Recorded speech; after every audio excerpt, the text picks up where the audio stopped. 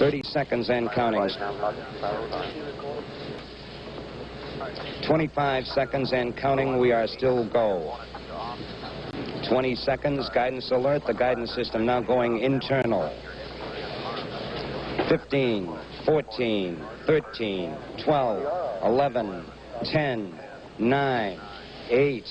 Ignition sequence start. 5, 4, 3, 2, 1.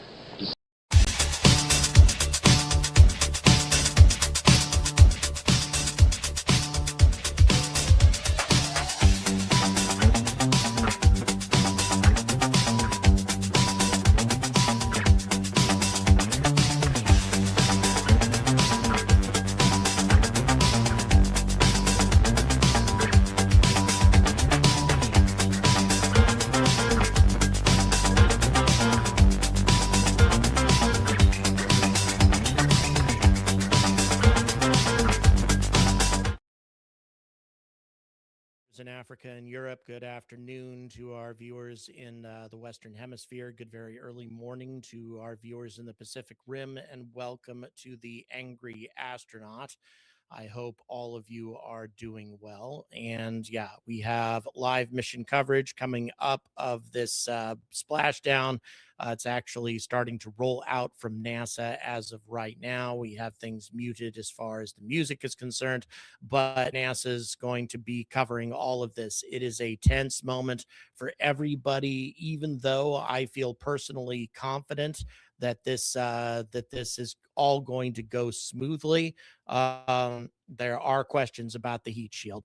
So in any event, we're going to do the very best that we can, and we'll take it from there. So we're doing what we can. And once again, folks, I don't know about I'll go ahead and speak into the mic as directly as I possibly can, and hopefully that will help matters. Okay, Antonym is saying things are good, so I appreciate that, saying audio is good. In any event, most of this is going to be NASA anyway. So yeah, this is going to be intense. There's no question about that. And yeah, 1972 is the last time anything like this happened, and you that the world is big in the window at the moment, although still a considerable distance away from Earth. And we're going to bring you the coverage from NASA here in just a second. But as of right now, as I'm talking to you, Orion is just over 14,500 miles, a little over 21,000 kilometers, maybe 22,000 kilometers away from Earth. It is traveling at nearly 11,200 miles per hour. The velocity is increased by over 3,000 miles per hour since in the last hour and a half. The acceleration is just incredible from Orion. And again, that's because it's reaching the end of its orbital trajectory, and Earth's gravity is pulling it in with immense strength at this point. And it is just speeding up tremendously. So in any event, this is very exciting, this particular moment. And by the way, human beings have not experienced anything like this in over half a century. This vehicle is traveling much faster than any vehicle that has to re-enter during an orbital reentry. Orbital reentries are much slower than this translunar injection orbit, as the gravity just keeps pulling it in and it's just hurtling inward. The acceleration will keep stepping up. It will keep speeding up more and more and more until it slams into the atmosphere, and then just an enormous amount of deceleration and G forces and huge amounts of heat, an inferno consuming the vehicle. And then there will be a communications blackout for about 6 minutes, and during which time all of us, of course, hope that nothing goes wrong with all of this. So far, things have been fine, as near as we can tell, that things should be okay, but there have been some concerns expressed. Airborne Bob, thank you so much for your support, your ongoing support. Anton Nim, thank you so much for always being here. Thank you very much. You guys are awesome.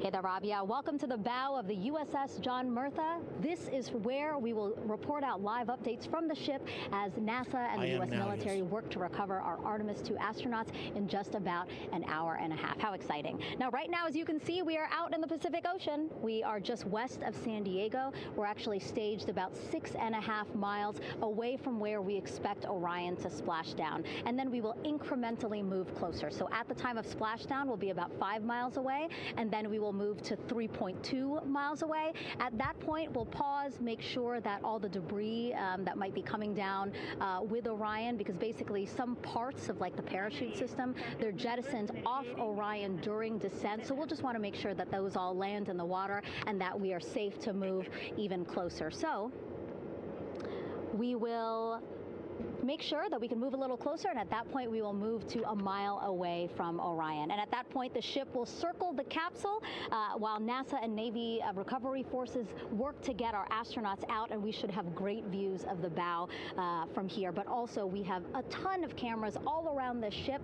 For example, we actually have some cameras right to the left of me here on the bow. These are very strong, stabilized cameras. We can really get up close to make sure that we are sharing all the images we have available to you.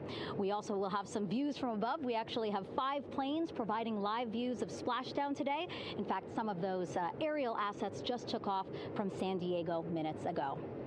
And then actually here on the flight deck, you see 4 helicopters, the 2 in the back. Those will take off in about 30 minutes from now, also with live cameras. So again, lots and lots of imagery that we hope to share with you today. And then those 2 helos in the front, those 2 will pluck the crew out of the water and fly them back to our ship. Now, the combined team here on the ship, more than 550 people, left San Diego 4 days ago. That is really neat that we're getting so much live coverage from the recovery ship.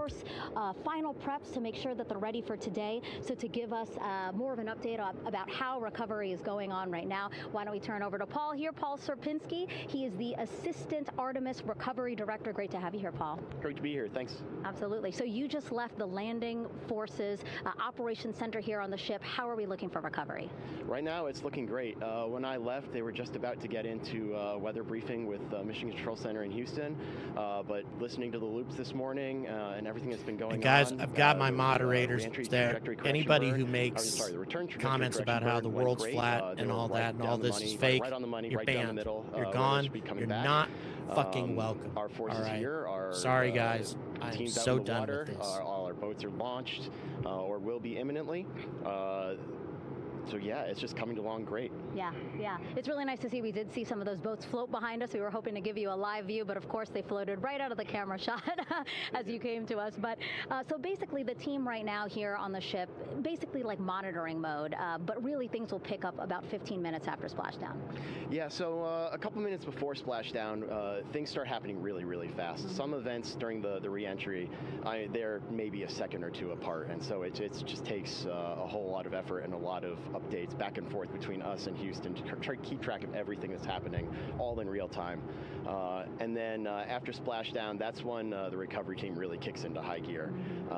We have our boat teams, our boat crews going out, our divers doing hazardous assessments as they get progressively closer to the capsule, making sure it's safe for all of our people to go in, and it's also safe for the astronauts to come out, because really at the end of the day, that's what we're here for, is we're to make sure that the astronauts get home safe. Thanks so much, I'm Eric. Thank you so much for all those memberships. But then also we have, like you mentioned on a minute ago, all of our imagery helicopters are taking imagery, camera shots of it as it's coming in all the way through splashdown. I mean, they'll see it as soon as it crosses the horizon, all the way to the ocean here. And then afterwards, we have to recover actually Orion to bring it into the well deck of the ship. Absolutely, yeah. And so once the astronauts are safe on board, then those same dive teams are going to transition into securing the capsule. They'll position some equipment around it to kind of facilitate that. The ship will move into position. We'll attach a really big winch line to it, and then a bunch of tending lines. We'll pull the capsule around behind the ship and then start to slowly bring it in. And then, yeah. Orion comes in, goes hard down, and everyone cheers. Yeah, great day. Great day, exactly. Lots to coordinate, a lot to manage. Basically planning for this recovery, Artemis 2 recovery, started a month after Artemis 1 launched. That was the uncrewed test flight of the Space Launch System rocket as well as the Orion spacecraft. That was November 2022, a month later, all the planning for this. How does it feel to be so close to welcoming our friends, our astronauts home? I mean, for the Thanks whole so team, much, I walked around the CryptoFire. ship this morning, just kind of visiting with a you. lot of people, a lot of groups, and just kind of get the feel of them. And everyone has that same kind of mentality. Everyone's excited. Everyone's thrilled to see. Darky, I'll let you know about that Starship stuff here in just a bit in terms of why we can see what the footage from Starship. I'll let you know here in a little bit. So everyone is just excited and they're ready. They're really ready for this, and just to be able to see our crew come back, that's going to be a thrill for everyone. How are you feeling? Are you ready? Is this something you ever thought you'd be doing? I'm ready. I'm excited. This has been the pinnacle of my career so far. It really has. I've seen a lot of firsts, a lot of lasts, but I can't think of ever topping seeing the first crew to go to the moon and back in 50 years, and to be here and be a part of that. And it's just a tremendous privilege. And on behalf of the whole team, I'm thrilled, and so are all of us. We're ready. Yeah, I definitely think that those words really embody how everybody on the ship is feeling. So thank you so much, Paul. I appreciate you being here. And so, Rob, we'll toss it back to you again. We will continue to join you with live updates from the ship as much as possible. Thank you, Megan. Back here at the Johnson Space Center, the entry team of flight controllers looking over the shoulders of Reed Wiseman and Victor Glover there on the flight deck of Integrity, and again just below their feet in the mid-deck area, if you will, Christina Cook and Jeremy Hansen of the Canadian Space Agency. They're in the final review of their entry procedures and all of the activities that will follow here very shortly in trip hammer fashion. We should note that after splashdown occurs, the flight control team here in Houston will be monitoring the orientation of the Integrity spacecraft. We are expecting it to splash down upright in what is called the Stable 1 configuration, with the top of the spacecraft pointed upward. Stable 2 would indicate that it is upside down in the water. Regardless of the orientation, there will be 5 inflatable airbags called the CMOOS system. That's the acronym for Crew Module Uprighting System. We are suit on complete. Houston copies. Reed Wiseman acknowledging that the final steps in suit donning are now complete for the crew. Leak checks have been completed earlier. The CMOOS system, those 5 inflatable airbags, will be inflated with helium. Those airbags will ensure that the vehicle remains upright. While that activity is going on, the flight control team here will be checking the systems on Integrity, also making sure that there's no leakage of toxic gas from the spacecraft. It should take about 15 minutes from splashdown to the power down of all of the systems on Integrity. And at that point, assuming everything is in a nominal fashion, then the green light will be given for the Navy recovery teams to begin to make their way closer to Integrity, to begin the erection of a large inflatable life raft called a front porch that will be buttressed up alongside the hatchway to the spacecraft. That life raft will be used to bring the crew members out of this vehicle once the hatch is open, one by one. They'll get their land legs back after 9 days of weightlessness before they're put in harnesses to be hoisted one by one in sequential fashion and in alternating fashion to the 2 hovering Navy helicopters overhead. Houston Integrity for status. Go ahead. Seats 3 and 4 are connecting umbilicals. We're going to be stepping into leak check soon. 1 and 2 will be seated. 3 and 4 will be free float, and we'll configure EPROC accordingly. Houston copies all. Reed Wiseman talking about the current procedures with the suiting of the crew members and subsequent leak checks, a final leak check for all 4 crew members. We're going to see what we can do about bringing you the information on distance and speed. I don't know if we can. We did that during one of these live streams. Just so you know, right now we're at a little over 11,600 miles away from Earth. Speed is now increased to 12,250 miles per hour and climbing rapidly. Into the hovering helos overhead. And those helos then will turn around once the 4 crew members are on board, 2 really for each coming in helicopter, hot. and we'll head back to the ship. That should be about a 10 to 15-minute transit. Once the helicopters land on the deck of the USS John Murtha, the crew members will be exiting those helicopters and brought into medical bay on the deck on the ship itself for comprehensive medical exams. They will spend a period of time yet to be determined on board the USS John Murtha before they are flown by helicopter to the shore in San Diego, to the San Diego Naval Air Station, and ultimately will board a NASA jet for the flight back to the Johnson Space Center here in Houston. Just to recap some of the key times that are coming up. We are expecting the separation of the crew module from the service module just 43 minutes from now. That is expected to occur at 6:33 p.m. Central Time, 7:33 p.m. Eastern Time.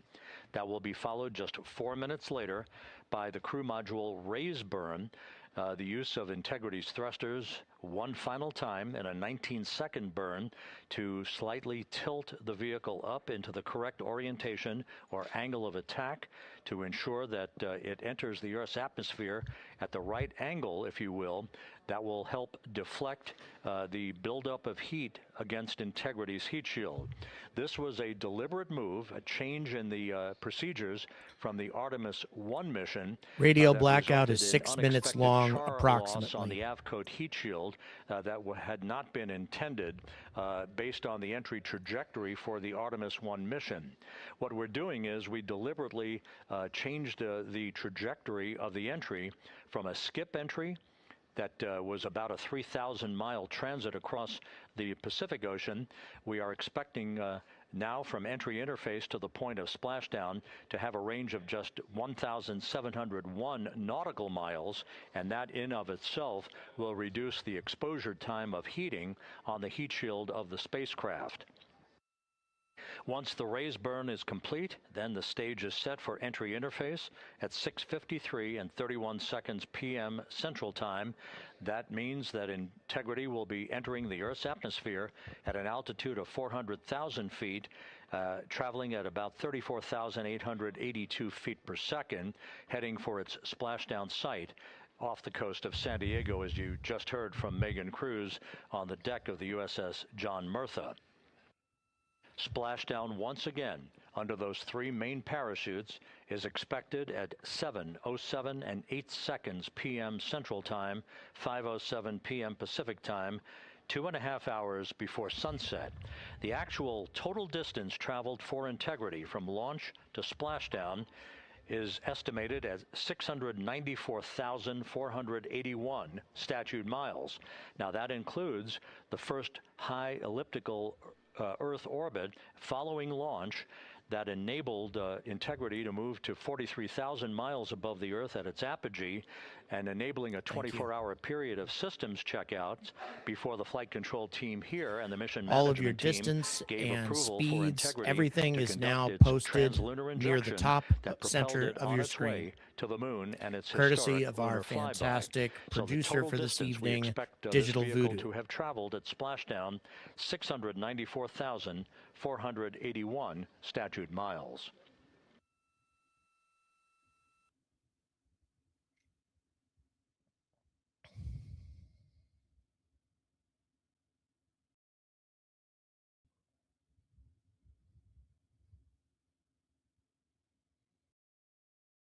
With everything proceeding on track and on time aboard Integrity, So the vehicle system's in excellent shape as the Earth grows larger in the field of well view. over 12,500 miles an hour now, and is dropped below 11,000 miles distant from Earth currently.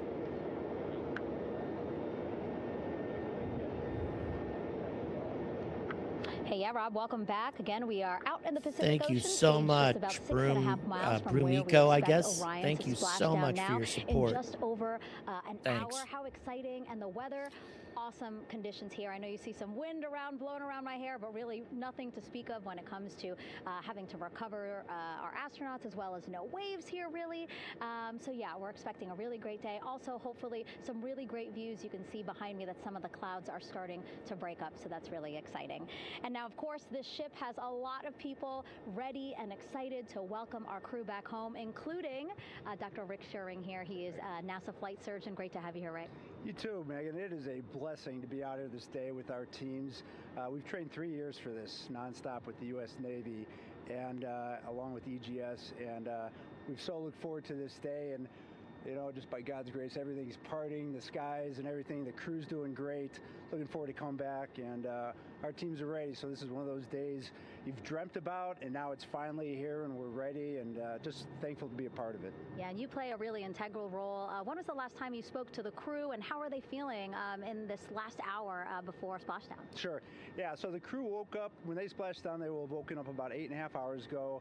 Me and my fellow crew surgeons, Doctors Chris Haas and Rafi Kumjian from the Canadian Space Agency, spoke with them about 6.5 hours ago, just to double check on how they were doing, if there's any medical issues, you know, how they slept, and then kind of go over their landing day protocol for their medications, for what we call a fluid load, to try to replace some of the fluid and electrolytes that they've lost with just a normal space adaptation. Once they got to space, they kind of have to replace some of that fluid to help them with the whole landing kind of readaptation to 1G, which they haven't done for the last 10 days. And then just kind of let them know how things are going to play out, you know, out with the open water teams all the way until we finally get to the med deck. So they were very pumped up, very hurried though. They had a lot of cabin configuration, a lot of things to get ready. So they're excited, but also very focused on the job. Guys, sorry to interrupt NASA, but check that velocity and how rapidly it's accelerating. Again, at the top center of your screen, it's rapidly heading towards 13,000 miles per hour. The acceleration just keeps ticking up so rapidly as the Earth's gravity hauls Orion in at the end of its orbital trajectory. Man, that thing is moving fast, and it's going to go a lot faster still. Stomach awareness to some nausea, even to some vomiting. And you know, with our crews that land out in Karagana, the Soyuz crews or our SpaceX crews, you know, they all kind of experience the same thing. This will be the first time we're landing in water since December 1972, and I worked with all the Apollo astronauts years ago, and they all told me that, you know, landing in the water, especially in the Pacific, can be very provocative. So we take steps to give them medicines to really mitigate some of that nausea, vomiting, help them feel a little bit better, and also sometimes just use a little anti-inflammatory medicine just to help with coming back to 1 Earth or 1G. The effects of microgravity, especially as you age and you have a little arthritis, you feel great in microgravity, and everyone kind of curses coming back to the ground like, oh dang, 1G, but so that helps a little bit. But for the most part, the main thing is just replacing that fluid and then trying to help them with that transition back to 1G, and then we're ready to go. Yeah, and their health is assessed almost immediately after they splash down. Yeah, so we have Dr. Jesse Wang. Thanks so much. Was it George Washington who just popped in a super chat? Highly trained, highly experienced. Yep. Thank you, George Washington, 1776. We'll go out there, open the capsule about 25. That's your first super chat on a live stream. Thank you. Do the first initial assessment. So Jesse and his team will go out there and look at each crew, kind of do their assessments, get vital signs, report back to Drs. Haas and Kumji and I back in the med bay, let them know how they're doing, and then you know, if they've got the normal kind of space adaptation kind of things, we expect that they're good to go on that. If anything, you know, didn't go the way we want, they're all prepared for that as well. And Jesse and his team, I mean, you know, this is their full-time job, taking care of, you know, sailors and folks who might be injured. We don't expect any injuries, but coming back, you know, going 25,000 miles an hour down to, you know, 20, you know, miles an hour is still a dynamic process. I've heard it described as, you know, kind of like a car crash. You know, I don't know enough about those ocean bulges. We'll make that You're right. to get them The out Earth to is not a perfect sphere, that's for sure. Assessments on them again, call it to our med bay, and then once we have that and they're all good to go and the crew's feeling okay, we'll hoist them up in the helos. It's about a 3-minute flight back to the flight deck, and that's where me and the astronaut chief Scott Tingle will actually meet them. I'll get eyes on them, make sure they're all good, just take very slow transitions, and then one by one we'll either get them out with the SMTs, the SAR med techs under each arm. No, there will be no orbit at all. This is blowing, this is hitting the atmosphere full out. Just plunge straight into the atmosphere. No orbit whatsoever. Orion's actually going too fast to go into an orbit anyway. To support them as soon as they get back, and also all throughout the mission, of course. You talked a little bit about this, but obviously, you know, we have seen blow astronauts right return past from the Earth International Space if it were to Station for miss. over 25 years. So we kind of know that that journey, how it affects the body. But yes, we're talking about humans returning from the moon for the first time since 1972. How is this different from your perspective? Minot, thank you so much. Minot Toria? Interesting. I don't know if that has anything to do with Minot, North Dakota. Thanks so much for your support. Canister with some ropes, and they would have some resistance and kind of do that. And the Apollo astronauts really like that. They like the ability to exercise, because you decondition from a musculoskeletal standpoint, you lose your strength and your stamina very quickly. We had something called the Orion flywheel, which was able to impart much greater loads in terms of resistance, so they're able to do squats, deadlifts, different things, not dissimilar to what the ISS astronauts do, but with a lot less room to do it. And they also did rowing activities for cardiovascular health, and the crews loved it. But for the lunar crews, the future lunar crews, maintaining that physical conditioning, which our astronaut strength conditioning rehabilitation specialists, affectionately known as the ACERs, back in Houston, really work hard to get them in the best shape they're going to, have to be in to get to the moon. That device hopefully will maintain that. And Apollo. Yeah, you're right, Mr. Grimm. If it hit the atmosphere and didn't hit it properly, it would skip. But if they actually missed the Earth, it would just keep going. It would eventually come back, but it wouldn't go into a proper orbit. Big J, thank you so much. Really appreciate your support. Thank you, thank you. And what they have to say about the role exercise plays, going to the moon, and also the mental benefit. Sure. They just really like sweating, breaking the sweat, and actually just feeling like they're just getting a workout. Right. So thank you so much, Rick. I really appreciate it. I know they're going to be in good hands, so we'll let you get back to it. Thank you so much. Megan, thanks for the time. Back to you, Rob. Okay, Megan, back here in Mission Control in Houston, everything is moving along in order. This view of Reed Wiseman on the left, Victor Glover on the right. We have good suit leak checks. Everything aboard integrity is in excellent shape. The vehicle, with the Earth growing larger and larger in the field of view, we're now just about 8,200 nautical miles away from Earth and closing in for a splashdown just 1 hour and 5 minutes from now.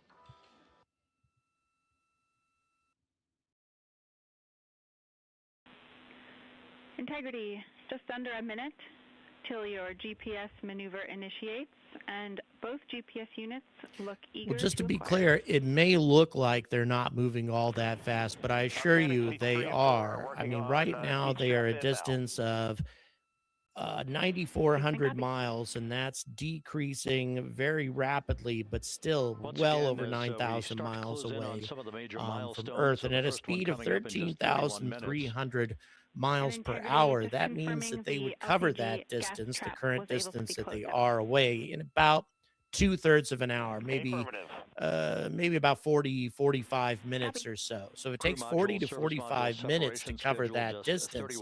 The appearance of the Earth does not swell that much from our perspective. Now, if you were to have looked at the Earth a couple of hours ago, as I did, and look at it now, it is so much bigger than it was back then. But it's impossible to perceptively see that growth, at least not yet.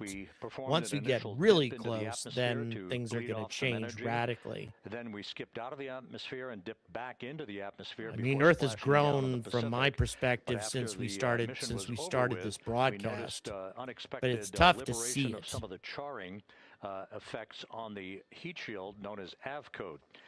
Before the flight, we had an opportunity to sit down and talk with Entry Flight Director Rick Henfling to get a perspective on what this all means and how the mission was redesigned to try to protect Integrity's heat shield to a higher extent. Let's take a look at that interview. Returning from the moon is a lot different than deorbiting from low Earth orbit. When we return from the moon, we expect to achieve velocities upwards of 36,000 feet per second. And in order to slow down to a nice, graceful splashdown in the Pacific Ocean, the flight crew is going to experience between 3 and 4 times the force of Earth's gravity. On Artemis 1, pressure buildup inside the char layer of the heat shield resulted in the char losses we saw. NASA established a Tiger team whose job was to investigate the cause of the problem and then make recommendations on how to fly the Artemis 2 mission safely and successfully. And so for Artemis 2, we are going to fly a profile that ensures the spacecraft will not see that same type of pressure profile. And so the char losses seen on Artemis 2 will not be like the ones that we saw on Artemis 1. Rick Henfling indicated that the orientation of the spacecraft and the shortening of the distance of transit to the splashdown zone from the point of entry interface when we reach the top of the Earth's atmosphere, which will be coming up at 6:53 and 30 seconds p.m. Central Time, should do the trick in minimizing the deleterious forces against that heat shield that were noticed on the Artemis 1 mission. We think we see a beautiful sunrise over the west coast of Australia.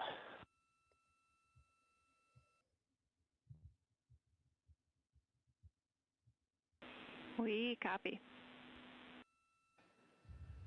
Commander Reed Wiseman reveling in his final hour Wow, I wonder in if we can space see that on this mission as Integrity is passing over the southwest coast Come of on, Australia. NASA, show us that Some sunrise. 7,600 nautical miles. That will begin the southwest and northeasterly transit across the Pacific Ocean. Let's talk a little bit more about we don't some of want the to see a highlights and some of digitized the version numbers of it. associated with the points of interest here. We are 27.5 minutes away from crew module, service module separation.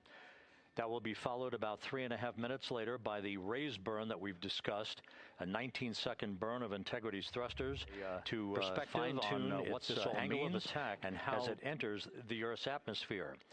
Entry interface is scheduled 47.5 minutes from now. That's the point at which we will reach the top of the Earth's atmosphere, traveling about 34,882 feet per second at an altitude of 400,000 feet. Just 24 seconds after entry interface, we will begin a blackout period of 6 minutes in duration at 6:53 and 54 seconds p.m. Central Time. Now, Beyond Our Planet, thank you so much for your generous support. Thanks everybody who's been throwing in some super chats. You guys are awesome. Which would be 24,661 miles an hour. That'll be about 103 miles an hour short of the velocity record set by the Apollo 10 astronauts, Tom Stafford, Gene Cernan, and John Young, when they returned from the moon on the Apollo 10 mission in 1969.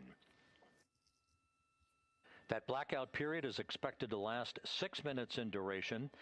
At 6:54 and 52 seconds p.m. Central Time, we'll reach our peak heating period of about 4,000 to 5,000 degrees while we're in a communications blackout from Integrity and its astronauts. That blackout should end at 6:59 and 55 seconds p.m. Central Time, at which point we expect to David, that's correct. They have not physically tested this reentry profile. Mahaffey here in the flight control room will be talking to the crew, calling them, and we'll await a response from the crew. Lee Chase, thank you so much. Thank you for your support. That's your first super chat on a live stream. Thank you. 157,000 feet above the Earth, traveling at 13,000 feet per second, with a range to splashdown of just 147 nautical miles. From that point on, the next key series of events will be the deployment of a series of parachutes that we discussed before. First, the forward bay cover chute deploy that will pull the forward bay cover away from the top of integrity, followed by drogue chute deploy, and then the main chute deploy that's expected at 7:04 and 44 seconds p.m. Central Time. That will begin the gentle descent of integrity towards its splashdown at just a velocity of just 19 miles an hour. And that will begin the recovery operations that you just heard Megan Cruz discuss with her folks on the USS John Murtha. 3 more gift memberships. Eric, you're amazing. Thank you so much for doing this. For the next major milestone, which will be the crew module service module separation. 5 more gift memberships for our wonderful viewers. Thank you so much for doing that, Eric. Wow.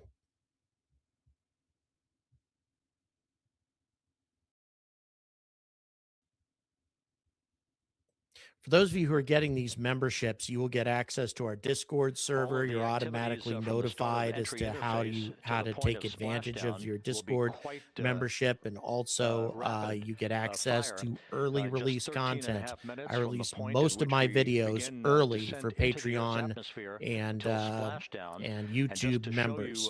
As Rick Shearing, the flight surgeon, alluded to in his interview with Megan Cruz, all of this happens to decelerate the vehicle from traveling around Mach 33 to just 19 miles an hour at splashdown. All of that happening in just 13.5 minutes.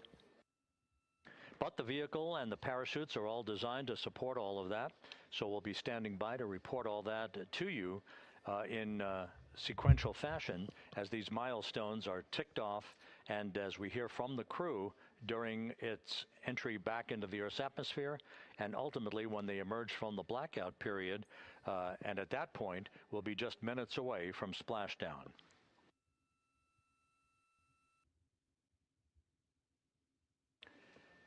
So with all of those preparations ongoing, we can return here briefly for we're over 14,200 miles an hour, still a distance of over 7,700 miles from Earth. Keep in mind that's 20 times higher up than the International Space Station.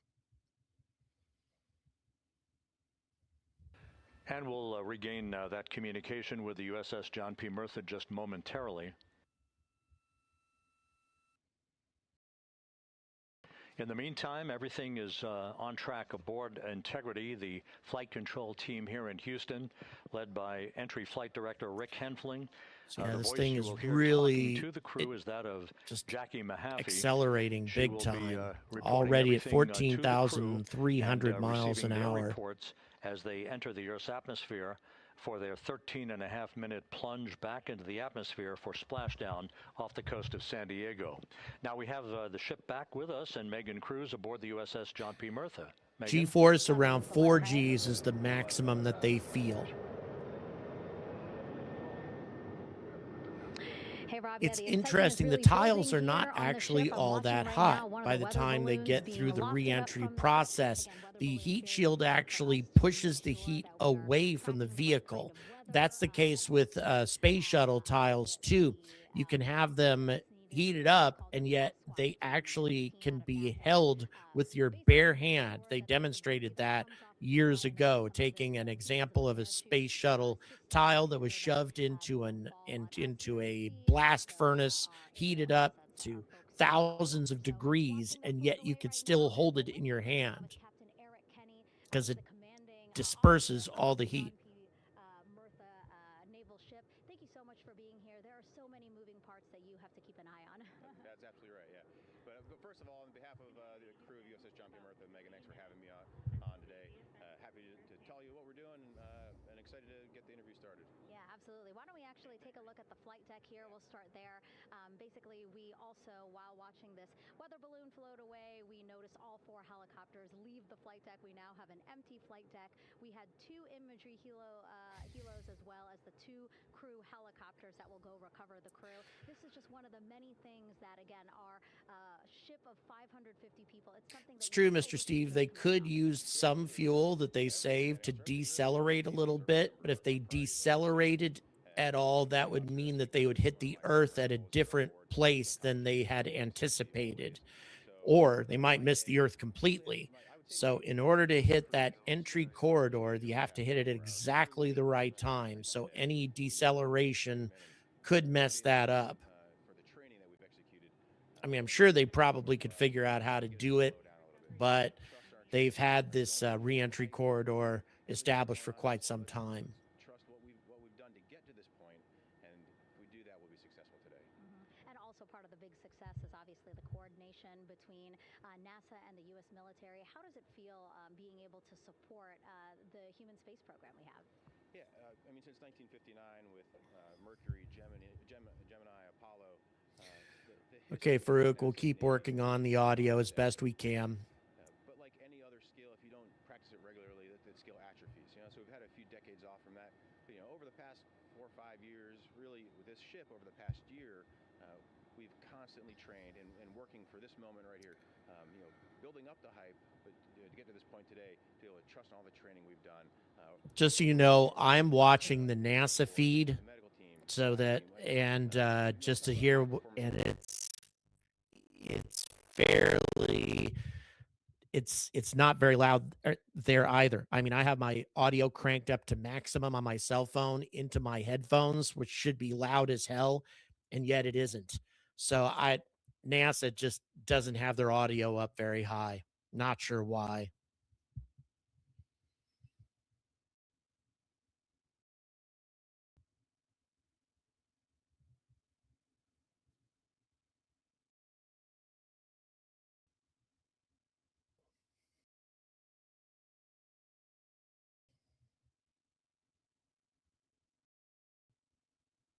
Humbled and honored to be here is an understatement. What really just excites me is the opportunity to see this crew who has been training so hard over the past year plus, you know, come together. It is what inspires me. Listening to NASA and the ownership and pride they take. They make my crew better. I think we're making NASA better together. That synergy is something that I'm happy to see and hopefully take forward with me in my career. Yeah, it's all about partnerships. We couldn't do it without you, and we couldn't have gotten to the moon without our international partners as well. So thank you so much, Captain. It was really great to have you here today. Thanks, Megan. Awesome. All right, Rob, back to you. Thank you, Megan. Back here in Mission Control in Houston. We just had a quick view of the crew. We'll get that view back, and there they very are close, again. guys. Here in Mission Control, the entry team of flight controllers led by Rick Henfling and Jackie Mahaffey serving as the spacecraft communicator. We have just handed over communications links from the Deep Space Network that we communicated with the crew through from the time of the translunar injection burn back on April 2nd. We've just handed back to the Tracking and Data Relay satellite system as we prepare for the crew module service module separation that will take place just 17 minutes from now. With the Earth looming in front of Integrity as it barrels back for a splashdown of the Pacific just 50 minutes We're well from over now. 15,000 miles an hour now, guys. Man, this thing is speeding up. Just one other quick note about the comparison from the Artemis 1 entry profile to the Artemis 2 entry profile, and how that is serving as an extra layer of protection for Integrity's heat shield. The Artemis 1 entry had an entry range of some 3,178 nautical miles, a very long downtrack, and a very long. The angle of attack shouldn't be a problem, but we don't know for sure, Mr. Grimm. This is a new angle of attack that they're using in order to try to reduce the damage to the heat shield compared to the things that created problems the last time. So we don't know. I mean, it's this particular re-entry trajectory has not been tested before. And there's one of the weather balloons being deployed from the USS John P. Murtha.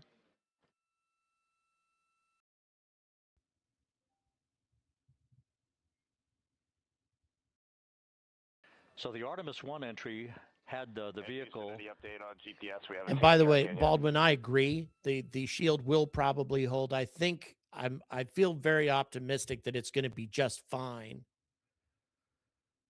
But, you know, again, it kind of stinks that they haven't had an opportunity to do a real test on this. The only unmanned test they did was Artemis 1, and that was a different plan, a different skip plan that didn't work so well. So this is a different way of doing it that should reduce the damage to the shield. Another 5. Thank you so much. And that L4, indicating thank you that we are so expecting to much. acquire data from So generous the GPS of you. system. Really on board. appreciate That'll be a navigational gift tool memberships. that will basically tell Integrity's computers that they're on track down the center line. What does re-entry section mean? Sorry, splashdown point. Are we talking about the capsule? Because it does, but the service module does not. Shield for about 20 minutes of peak heating. For Artemis 2, we're going to reach a downtrack distance of 1,701 nautical miles from the point of entry interface with just 14 minutes of duration. And it's basically a different angle of attack, a little bit steeper angle of attack that will protect the heat shield from excessive heat loads. So that is the difference between Artemis 1 and Artemis 2, all designed into this mission to gather data, to protect the heat shield, since the Artemis 3 mission and beyond will have a different designed heat shield that will allow that skip entry type of profile to be resumed for all of the future missions coming back from the south pole of the moon when we initiate lunar landings. So we've handed over to the tracking and data relay satellite system. That's where we'll have communications for the rest of the flight. Just to give you some time hacks here, we're 13.5 minutes away from crew module, service module separation, and just 17 minutes away from the raise burn, that 19-second firing of the thrusters that will basically be the final fine-tuning of the angle of attack for Integrity as it enters the Earth's atmosphere.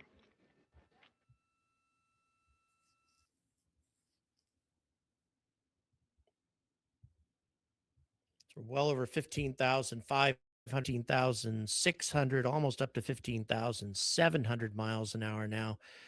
And the distance to Earth just dropping off tremendously. The service module separation, that's when Orion loses most of its propulsion system. That's where most of the engines and fuel are, and most of the life support too is in that service module that detaches, and then they're going to use the maneuvering thrusters, which are not used most of the time for most maneuvers, and they're going to use those in order to make sure that they put it into the exact angle of attack that they want to. Thank you so much, 5DD or whatever, for your support. Thank you so much. I appreciate it. As you see the assets being deployed to the splashdown zone. At the time of splashdown, we expect the John P. Murtha to be about 5 miles away from Integrity, keeping a safe distance until we are sure that the vehicle is in the water and upright, and that it is in a good configuration system-wide for the recovery teams to begin to approach the vehicle to erect that. Yeah, this will put a slightly more G-forces onto the crew. This steeper re-entry profile will put a little bit more G-force onto them. The whole skip profile was designed to reduce the effective G-forces on the crew, but unfortunately the skip profile also allowed heat to build up in the heat shield more than they were planning on, which is what caused some of the damage. The European service module has performed flawlessly throughout this flight. So yeah, also they were thinking the skip would bring lower heat, but it didn't. By spending less time in this in the atmosphere where the shield is being exposed to ongoing high temperatures, by spending less time in that high plasma area, it actually will do less damage to the shield. That's the theory. They've done a number of ground tests to confirm that. Integrity and its astronauts again, this has never been done also conducting the fine-tuning of its in real life to bring it to this point where we are dead spot on down the middle of the corridor trajectory-wise to bring Integrity down for its splashdown in the Pacific just 44 minutes from now.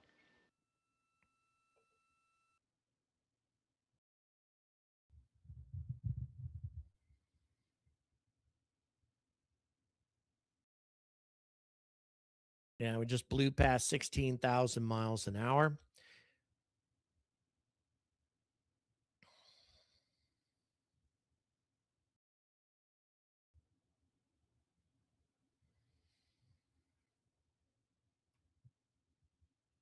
And we're just over 5,000 miles away from Earth.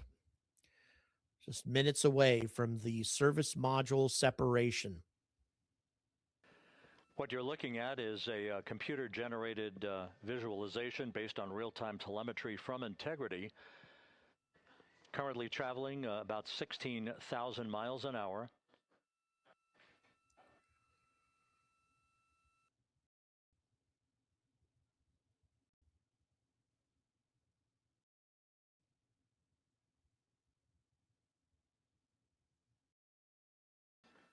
Integrity traveling about 16,000 miles an hour. For the prop cautions, we're taking a look. Copy that. Now just about 5,100 miles from Earth. Splashdown scheduled 43 minutes from now. We're just 9.5 minutes away from the crew module service module separation.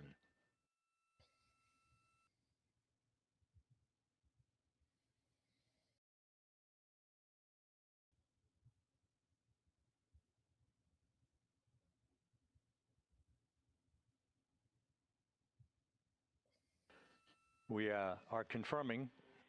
Integrity, we are assessing details, but so far looks like a good hot fire. Looks good on board, Jackie. Thank you. And Jackie Mahaffey took the words out of my mouth. I was just about to say that we had a good hot fire test of the thrusters in advance of the crew module service module separation that's coming up just 8.5 minutes from now. This will begin the period in which we will have rapid fire succession of critical activities on board that will lead to entry interface just 28 minutes from now, where the vehicle will enter the Earth's atmosphere at an altitude of 400,000 feet. The time of entry interface, 6:53 and 30 seconds p.m. Central Time.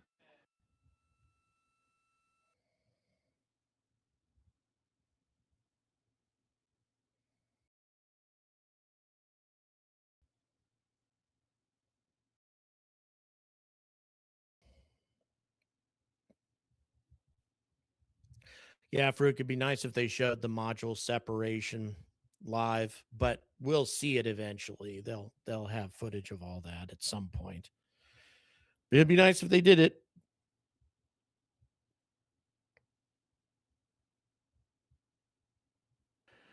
Integrity's astronauts were awakened at mid-morning to begin their entry preparations.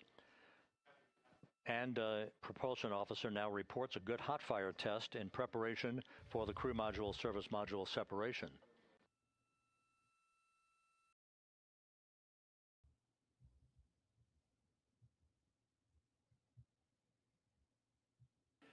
We're now inside 41 minutes until splashdown. Yeah, I'm mystified as to why they're not showing us the camera views from and although we are not Orion. seeing GPS acquired yet, you can skip the troubleshooting steps in 157 for now. Integrity copies.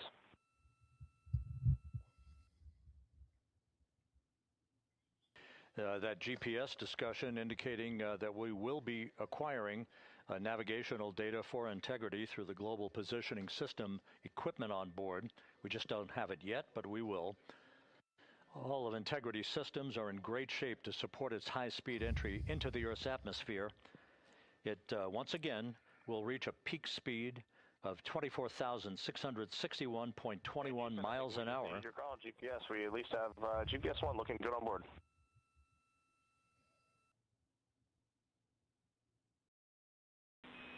We're confirming. Okay, there we go. Now, finally, we have a view at least of the capsule. The guidance, navigation, and control officer here in Mission Control confirming just a that few we have minutes good away from flop separation. on GPS data. We are on a communications link now through the tracking and data relay satellite system. Now, following splashdown, we're going to lose that link and go to what's called a VLDR, a very low data rate communications link, so that we can talk to the crew inside Integrity as they are on the water. Integrity, confirm we do see good GPS. Less than 40 minutes to splashdown. GPS 1 is accepting in nav channels 1 and 3. And they'll be hitting the atmosphere. That GPS data is basically telling Integrity's onboard computers its position relative to the Earth, but its trajectory and its orientation according to flight dynamics and the guidance navigation and control officer is spot on. We have now armed the pyros for the crew module service module separation coming up less than 5 minutes from now. Acceleration is continuing to pick up. 17,250 miles an hour. Once again, just 10 seconds after just over 4,000 miles away from Earth. Integrity reaching its Keep in mind, though, that's still over 10 times the altitude of the International Space Station. That will be just seconds before we begin a 6-minute blackout period. Integrity, Houston. And no, the service module isn't salvageable because it doesn't have a heat shield. Set and go for CM raise. Houston, we see the same on board and copy, go for CM raise. Okay, here we go. Coming up towards raise, separation. The slight firing of 19 seconds by Integrity's thrusters with a change in velocity of 9.9 feet per second, a slight nudge of the aft end of the vehicle so that it's tilted a bit upward, providing the final angle of attack as the vehicle enters the Earth's atmosphere, this being the mitigating factor that will reduce heat loads on the heat shield as we reach a point downrange from the start of entry interface, some 1,701 nautical miles to the splashdown site.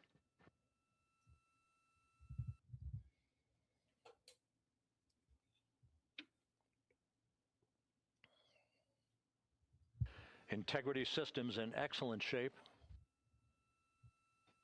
We are currently 3,300 nautical miles left in this mission.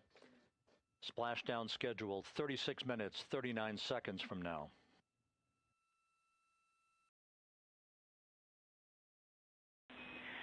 Integrity, Houston, for the 2 enabled prop cautions, what happened yeah, good is point just brought up. We're firing now traveling faster than the International Space Station in orbit, and that acceleration is going to continue. Look to be set pretty tight.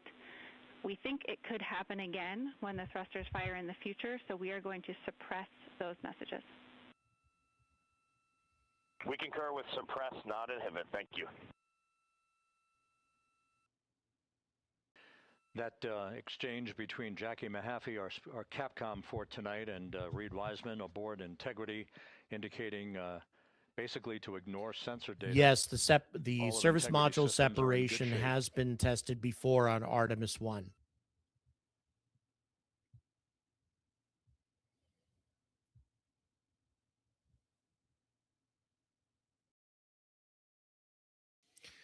If they fail to separate, they'll die. And it's just, if anything goes wrong, seriously wrong with it, any of this, these poor people are dead. Coming up on about 90 seconds. That's why everything needs to go absolutely right here. Because without proper separation, the service module would throw the entire reentry off. It has to be separated. Otherwise, the aerodynamic qualities of Orion change completely. So, yeah, the separation is utterly necessary, utterly vital. Of the completion of this flight. And by the way, there should be no reason why it won't separate. Up to the vehicle entering the Earth's atmosphere just 21 minutes from now.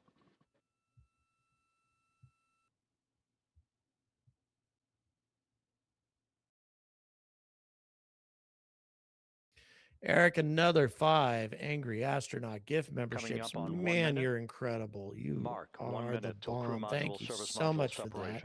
All of you folks are now getting Discord memberships on the Angry Astronaut server and access to early release content.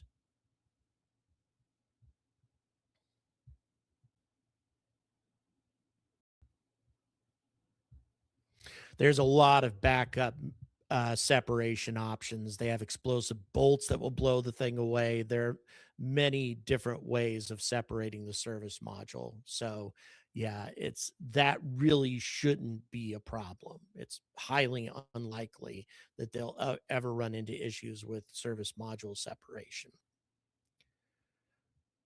It's the heat shield that's the question mark. That's the only thing we have a question mark with right now. But still, everything has to go perfectly. The reentry corridor they have to bullseye that. If they don't, they come in too steep.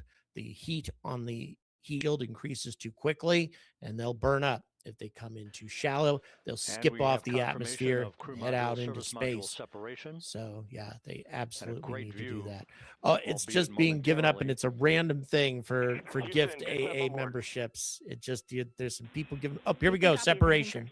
The European service module I now missed that. separated from Integrity. A job well done. But we have a successful separation. Integrity, no action for the 4 CDH cautions. Those are SM related, not applicable. Separation complete. Integrity.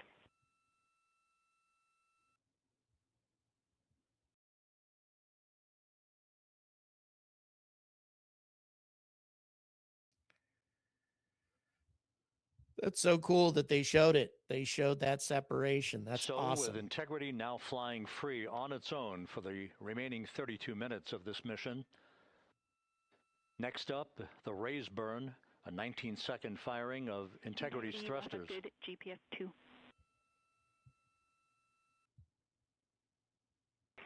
Integrity copies. Good GPS 2.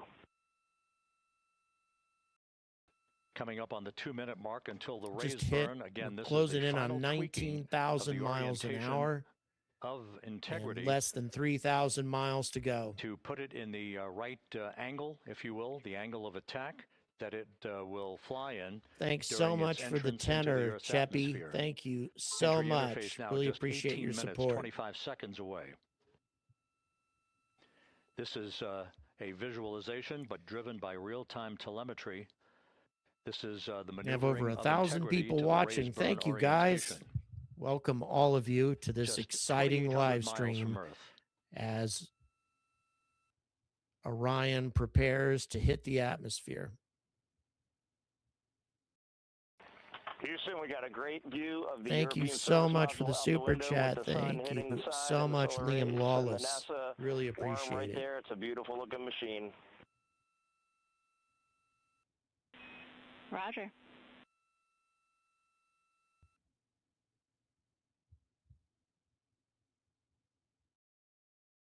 And we have completed the maneuver to the raise burn orientation. 1 minute away from the raise burn.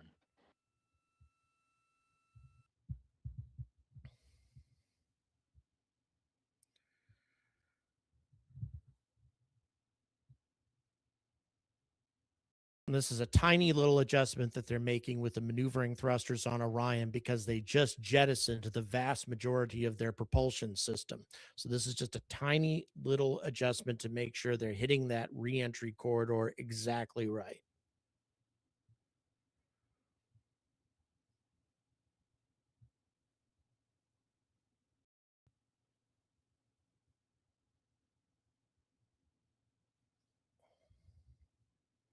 And just so you know, that wasn't dust. Those are ice crystals primarily in that separation. That's mostly what we were seeing was ice crystals.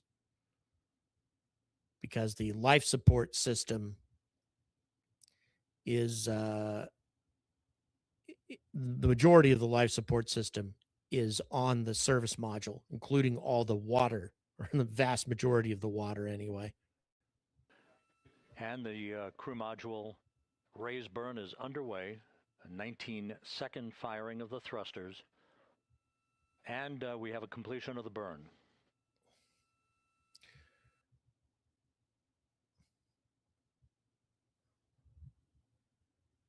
Okay, that's it. They've made their adjustment. Hopefully, Integrity, good. CM raise burn. Got them to where they need to be. We're almost up to 20,000 miles an hour on Orion. Integrity copies. Looks good on board, Jackie. Okay, we're good. So the final maneuver is now complete. Our trajectory for a splashdown in the Pacific 29 minutes from now is set and will not be amended any further. And we have the right angle of attack to mitigate any excessive heat loads on the vehicle during entry interface. Integrity Houston, a heads up about comm coverage. When you perform the 180 roll, for the first minute or so in that attitude, we expect about a minute LOS. We copy.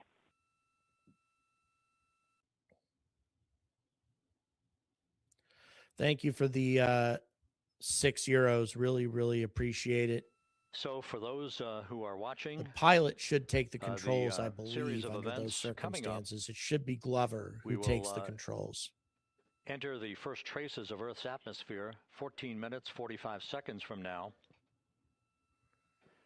6:53 and 30 seconds is what is pegged for entry interface at an altitude of 400,000 feet, traveling at approximately 34,800 feet per second, range to touchdown or splashdown 1,701 nautical miles.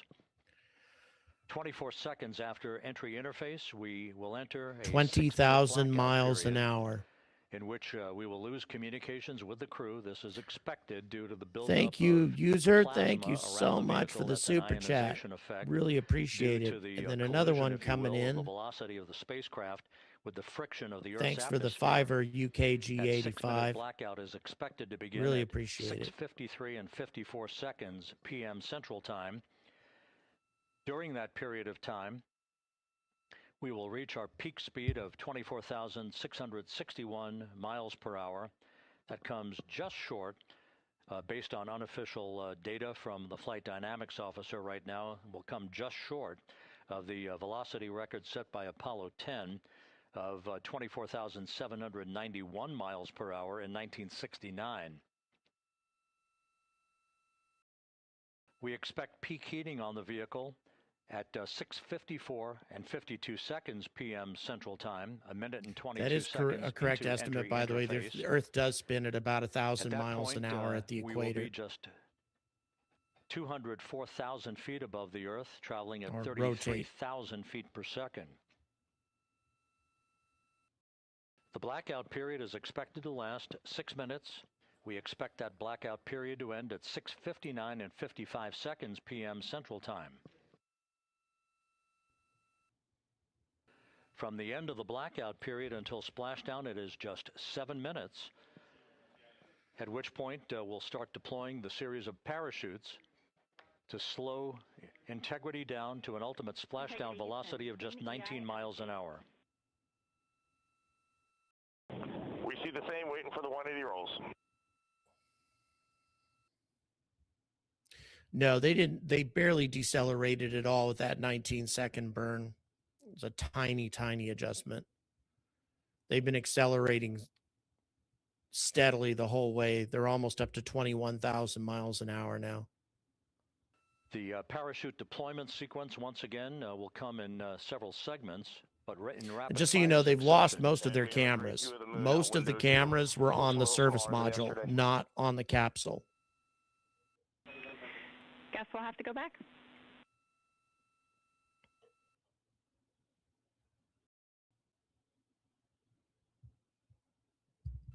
Reed Wiseman and Jackie Mahaffey exchanging discussion on a view of the moon that Integrity's astronauts are seeing in the final minutes of this mission that will be completed with splashdown just 25 minutes from now.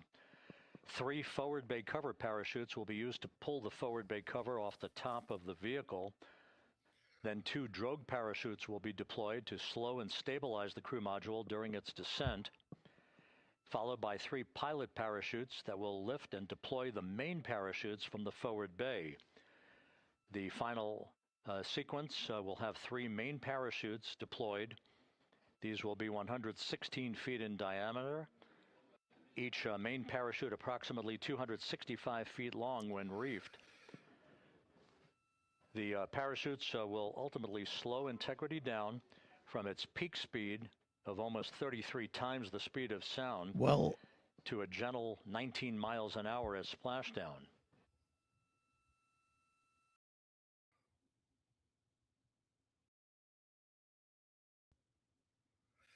The vehicle 21,500 miles an hour, the proper attitude just for under entry 1,300 interface. miles to go. Our trajectory is right on according to flight dynamics.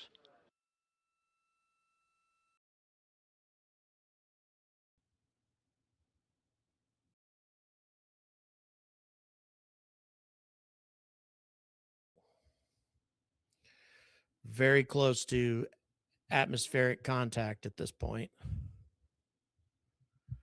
Integrity is should be hitting the on atmosphere in just a couple of minutes. Southwest and northeast across the Pacific Ocean, descending at a rate of 15,000 feet per second.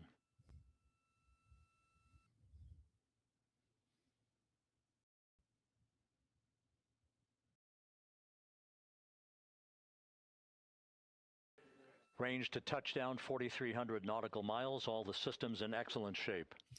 NASA's volume is just very low. I've got their broadcast in my ear right now, and it's very low.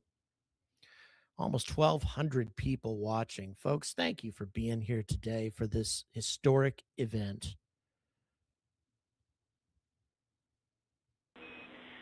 Integrity. So yeah, now we're just kind of looking out the windows because they've lost most of their cameras. Looks good on board, Jackie.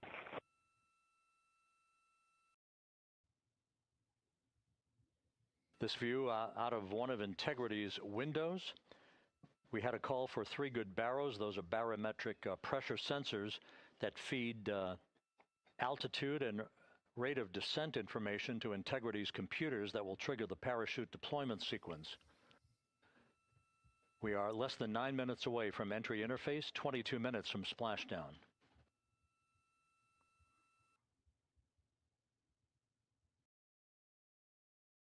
Could be, Matt Professor. We'll see. I don't know, because they're coming in from a further distance than any Apollo spacecraft ever did. So it's hard to say. You can see the reflection of one of the crew members in the window.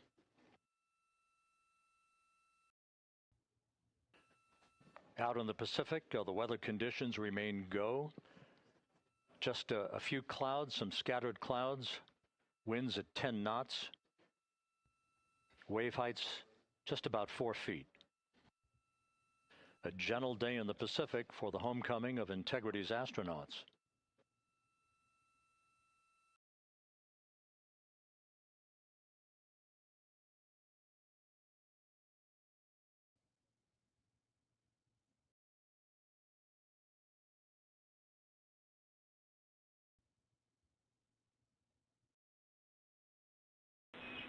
Integrity back in EI attitude.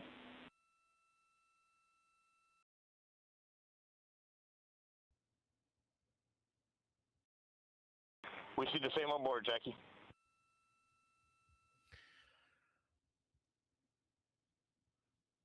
Gerard, thank you so much for the €4. Thank you. Houston, purge is complete. Crew and vehicle are configured for entry. Should be hitting the atmosphere very soon.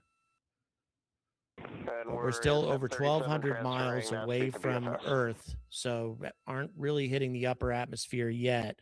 And speed is, no, I'm sorry, we're down to 700 miles away. So we're going to start hitting the upper atmosphere here very, very soon. Speed is now up to almost 23,000 miles an hour. And we're approaching the orbital height of the International Space Station, about double the height currently of the ISS. And that distance is going to go away real fast.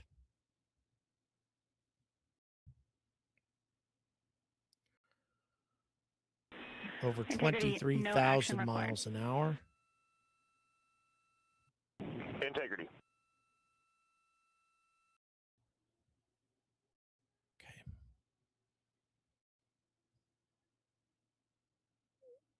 Less than 600 miles to go.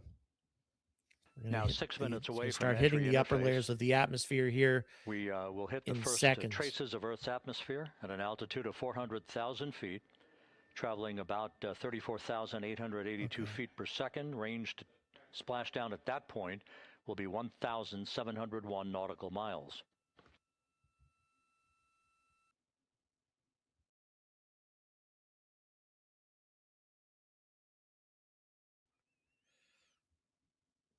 down to about 500 miles altitude at this point, approaching that, well over 23,000 miles per hour currently. Some 24 it's amazing seconds after how entry interface, rapidly we this do thing expect to lose accelerated in just a communications few with hours. the vehicle and the crew during a 6-minute blackout period, when a plasma shield will build up around the spacecraft due to the ionization, due to heating effects. Wow. And Thank Flight you. Dynamics has just confirmed we will have a blackout period of exactly 6 minutes in duration. Sorry, just got some more super chats. I missed them. That, Jack Morgan, thank you so much for sending out those memberships. Thank you so much. So we will not be able to and talk Charlie, to thank you the so much for your time, generous support. Nor will we receive thank data you for that here super in the chat. flight control room. Houston, everything is looking good on board. Just confirm no pre-EI downloads. Frankie, thank you so much. Wow. All of the Houston generous support coming across. Thank you, guys. That blackout period to begin at 6:53 so we can see and 54 seconds the p.m. upper limb Central of the Time, Earth right and now, again, will beautifully last illuminated by about 6 sunlight. minutes in duration.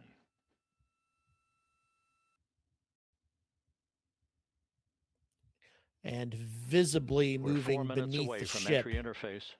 given the immense speed that they are currently traveling. You can visibly see the Earth moving beneath the ship.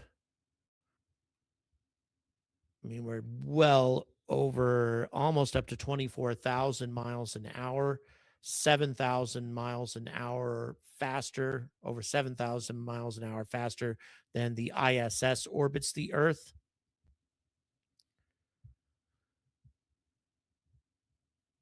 So you're going to get a lot of visible motion. And we are currently just over 300 miles.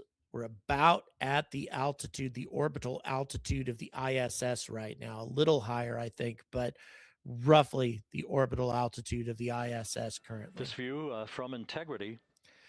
And yeah, once they start hitting the atmosphere, within seconds, we will lose all communications, and that communications loss will last about 6 minutes.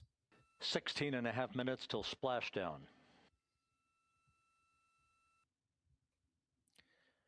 They are just, they're below the orbital height of the ISS now. They're in low Earth orbit, as are the airborne over 24,000 miles an hour. They're almost at peak velocity. As Artemis enters the Earth's atmosphere and through parachute deployment.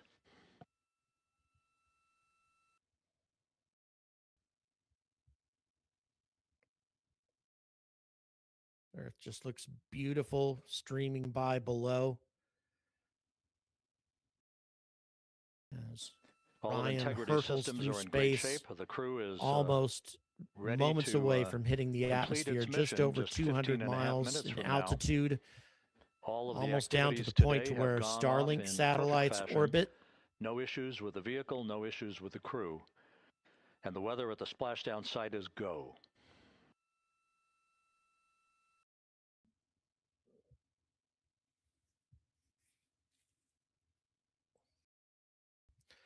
By the way, thanks for all the positive comments that are being made. I feel very privileged to be here with all of you, bringing you this historic moment. It's been an amazing experience bringing you all of the details of Artemis 2. Gerard, thank you so much for the €6.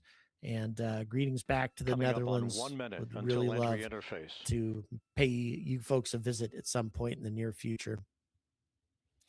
We are just over 150 miles in altitude, just about to hit the atmosphere. We're moments away, and almost at 24,500 miles per hour. Mark, 1 minute until entry interface. Thanks so much. 1 minute, 20 seconds. Ubaldo Braun or whatever. I apologize. I'm not sure how that's how we say that, but thanks for your support. Blackout. Okay. We're just over a minute away, guys. 1 minute to blackout, guys. 6 minutes. Get ready to set your stopwatches. 6 minutes, folks. During that time, the heat shield will be doing its job at that point. It will be put to the ultimate test. 10 seconds till entry interface.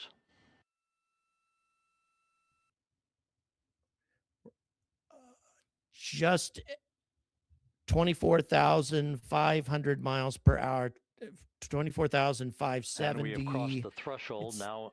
However, that acceleration is starting to drop. We're at 400,000 because it's hitting the upper levels of the atmosphere now. 800 feet per second. Yep. All right. Orion has hit the atmosphere. Time to splash Orion down. has 13 hit the minutes, atmosphere. 10 seconds. Godspeed, Orion.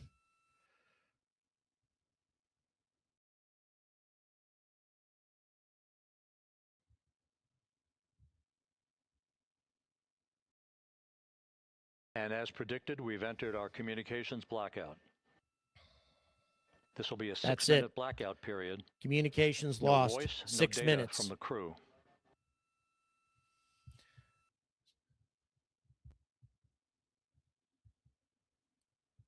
We're 30 seconds away from the anticipated point of peak So we heating should on the come vehicle, out of communications blackout at approximately 8 p.m. Eastern Time, 1 a.m. UK time. And the Orion is now fully enveloped in plasma. In the vicinity of the splashdown zone, this view heat continues to increase. G-forces that the astronauts are currently experiencing. Good. They're giving us a view of the vehicle. Peak heating in the Earth's atmosphere, the first tug of gravity being felt by high orbit right astronauts now since their launch back on April 1st. Or high atmosphere rather, in the upper atmosphere. So now, we've got, this is the key moment, 4.5 minutes until the end of the blackout period. They've done a lot of work, a lot of testing, a lot of revisions to the re-entry trajectory to make sure that the heat shield sustains less punishment than it did with Artemis 1. But all the simulations and all the in the world, everything that you do with everything you do to try to simulate all of that is no substitute for the real thing. And the heat shield's experiencing the real thing right now.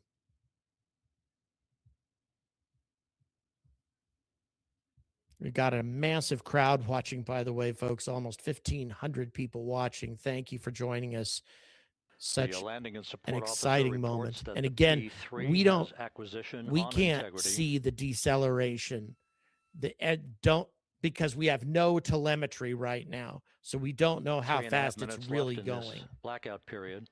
Just to keep in mind that the velocity that you see on the screen is not a reflection of reality. And the repelling of that heat on because we Integrity's don't heat shield. have telemetry.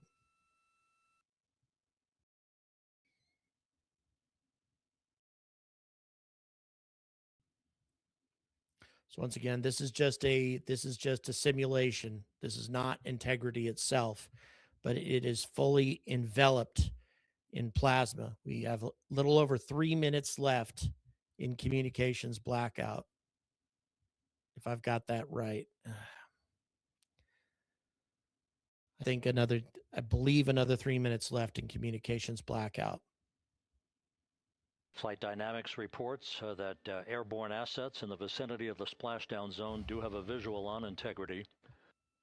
Still 2 minutes and 40 seconds left in our blackout period. Time to splashdown, 9 minutes, 35 seconds. Okay.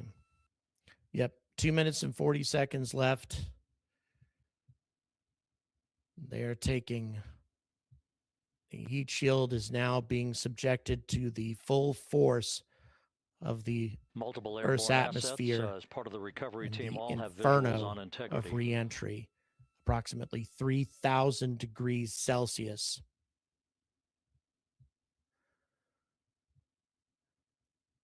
And It does appear, from what Matt Professor just said, that Orion broke Apollo 10's re-entry velocity and the record. WB-57 flying in the splashdown Need zone confirmation also has a on visual. that, but it does appear that Artemis broke the record on And re-entry the Navy helos speed. also have visuals. Okay, so we got visual on Artemis. We have about 2 minutes to go. We're still in the blackout period. So far, there doesn't seem to be any Still signs do not have of trouble. communications from the crew. Yo-Use, thank you so much. And no, the reason that we have a blackout is because the entire vehicle is enveloped in an inferno of high energy plasma that blocks transmissions. Thanks so much for the super chat, by the way. Thank you so much. And they're landing in the Pacific Ocean just off the coast of San Diego, much closer to the west coast of the United States than the Apollo missions generally We're did. standing by for communications from the crew. Okay, just to be clear, once again, don't pay attention to what those numbers say anymore. We might want to remove that, actually, because they're no longer a reflection of reality. We have no telemetry with the vehicle right now, so we don't know how fast it's going or what the actual altitude is. 1 minute to go. Oh, okay. We are now processing data from Integrity. Thank you so much for the super chat, Weather Buff. Thank you so much.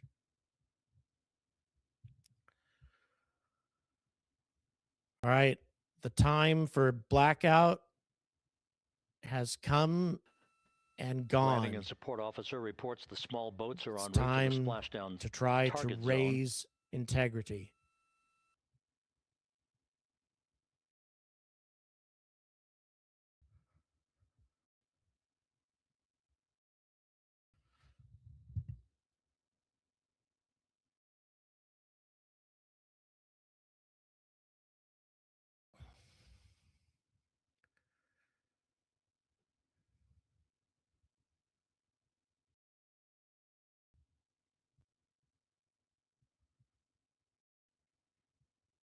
Thank you, Morningstar. Really appreciate it. We are Passing now through past 150,000 the feet, our moment of trajectory is communications perfect. blackout. We're getting intermittent views And no official word from of Integrity. Still waiting to establish voice no communication. official word from NASA on this. The trajectory looks good. Integrity, Houston, comm check, post-blackout. Thank you, Miss Mao. Thank you so much. I appreciate We have it. you loud and clear. Your trajectory is nominal, here we go. and your recovery Here we team has go. visual. Guidance looks All good. right. They made it. No action for the enabled internal. They camera made controller it. fail. Big cheers from the viewing room here in Mission The Control. heat as shield held. Voice communication reestablished with Commander Reed Wiseman. And now we know for America, certain and a waiting that world, Orion Integrity can bring 5.5 human minutes beings away from safely coming out home. to the moon and bring them back to Earth. For the first time in over half a century, Passing a human-rated 100,000 vehicle feet has now. transported human beings out to the moon and back Range to safely. splashdown 19 Yes, we do need nautical to have miles. parachute deployment. All that still needs to happen. There's still a couple of things that need to occur, obviously, for this mission to be a 100% success. But the heat shield, the big question mark, the heat shield held. So at this point, now we just need drogue chute Integrity, deployment, impact to the camera controller fail. primary is parachute no cab line deployment. views of the chutes.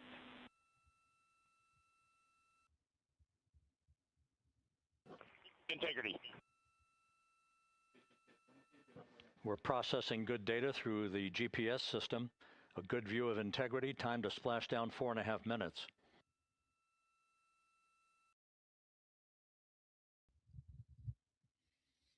And a view of Integrity from the WB-57. We're at 50,000 feet. So far, so good.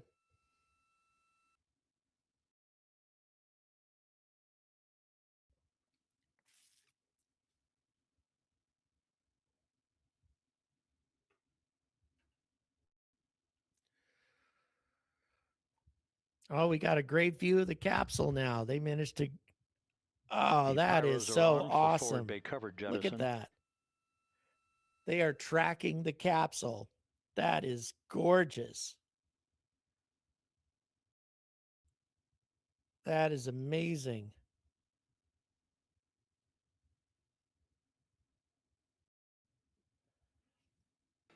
And there go the first series of parachutes. Of course, the drogue chutes And still need to deploy. And Houston, we're There they visual go. to the drogues out the Drogue window. chutes have deployed successfully. 2 good drogue chutes. Next up. We copy. We see them. Drogue chutes seem to be working just that fine. Will pull the main chutes out. Time to splash down 3 minutes and 10 they'll seconds. Bleed some more speed off at this point. And then the main chutes will be deployed here shortly. Perfect descent rate according to flight Boy, dynamics. it is so cool how they're tracking this. We see the same on board. I'm not sure if they're doing that from the balloon or if they're doing that from an aircraft or a helicopter. But man, they did a good job of tracking that vehicle.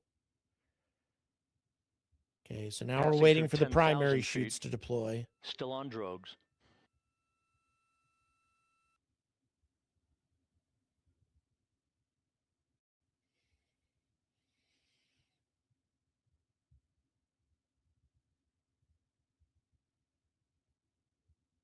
Main chute deploy. So far, so good. Up there go the drogues, and here go the primary chutes. We're at 5,000 feet. Primary chutes are deployed. Looks like one of those looks activated. Looks like the third chute. Nope, it's doing all right. For a moment, it looked like it might have been struggling, but it looks like we got all 3 chutes properly deployed. Yep, and oh, aren't they beautiful? Oh, look at that. What a magnificent view of Orion. Oh, that is just gorgeous. Look at that. And now we can definitely relax and say that this mission has been a 100% success. Integrity copies. This is a perfect descent for Integrity. Its crew sounding hale and hearty on board. Time to splash down 1 minute, 15 seconds.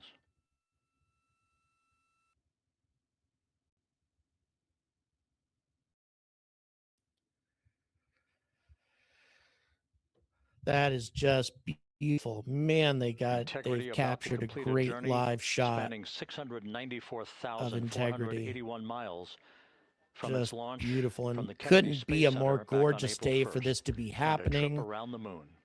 Off the coast of San Diego in the Pacific Ocean. Man, this is beautiful. Just beautiful.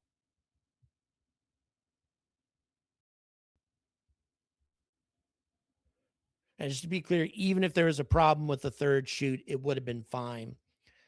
Orion is designed with a lot of redundancy built into those parachutes.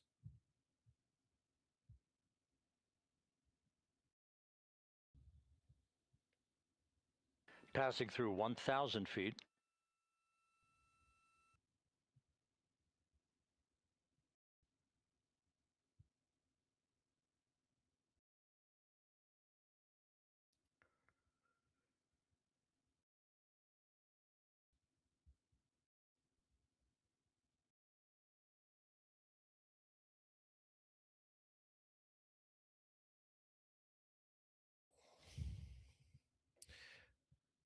Thank you so much, Hewitt. Thank you. Really appreciate it. Looking to see what those little thermal bursts were on the thermal camera. Splashdown, sending post-landing command now. Presumably just a little bit of heat bleeding off the heat shield would be my guess. Splashdown confirmed at 7:07 p.m. Central Time. There it is. 5:07 p.m. Thank Pacific you time. so much, UKG85, for 2 pounds. Really appreciate it. And there we are. Successful splashdown of Artemis to our celestial neighbor is complete. Integrity's astronauts back on Earth. Unbelievable. Just unbelievable. beautiful. And such And the a landing and support fantastic officer reports the triumph vehicle to is an stable amazing one. mission. We still will be This whole deploying thing the went crew so module uprighting system to incredibly maintain well. that orientation. A perfect bullseye splashdown for Integrity and its 4 astronauts.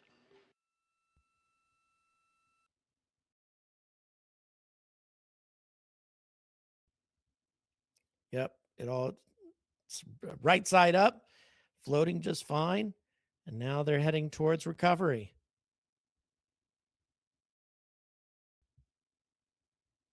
Just beautiful. I haven't seen anything this good in over 50 years. It's a magnificent The unofficial moment. splashdown time, Bringing back the 7:07 genius and that was 47 Apollo. seconds p.m. Central Time. We'll get that It's been refined so for you. long that we've been waiting That would to put go back the to end the of the moon. mission at a mission elapsed And time now of 9 days, we 1 are hour, definitely 31 minutes, back. 35 seconds. This process is back in motion, and what a successful flight this And we're was. configuring for very Tracy, low thank data you rate. so much for your generous support. I really appreciate it. Thank you so much, Tracy. Once again, splashdown occurring in the Pacific, southwest of San Diego at 7:07 and 47 seconds p.m. Integrity Houston, comm check on VLDR.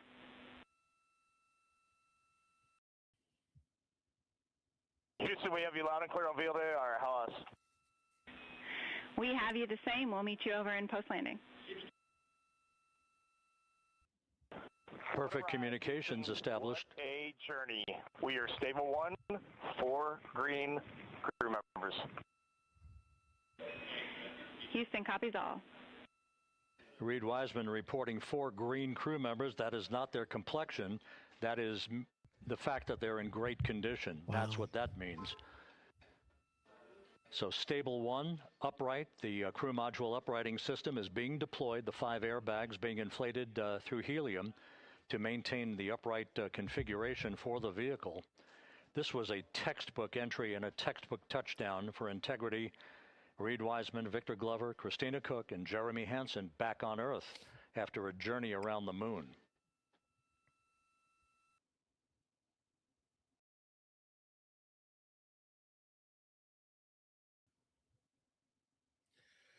Just overall, we had obviously the toilet problems. There was a helium leak after all in the service module that was reported. Not something that presented any serious issues for Artemis 2 because all they're doing is a free return trajectory. They had lots of leftover fuel and plenty of extra fuel by the time they got back, but that's something that's going to have to be addressed before Artemis 4. Artemis 3, however, is an orbital mission, so they won't have to have it fixed by then. They'll just have to fix it by the time Artemis 4 comes around, and they got plenty of time for that. Thank you for the 2 pounds. Really appreciate that, Tech. And yeah, I have that feeling too. That's for sure. I absolutely do. Miss Meow, thank you so much for the $5 Canadian. There's a good thank view you, thank from you, thank one of the you. naval helicopters hovering overhead. Reed Wiseman reporting 4 green crew members, what a meaning they're gorgeous all in view. excellent shape. Gorgeous view of Orion.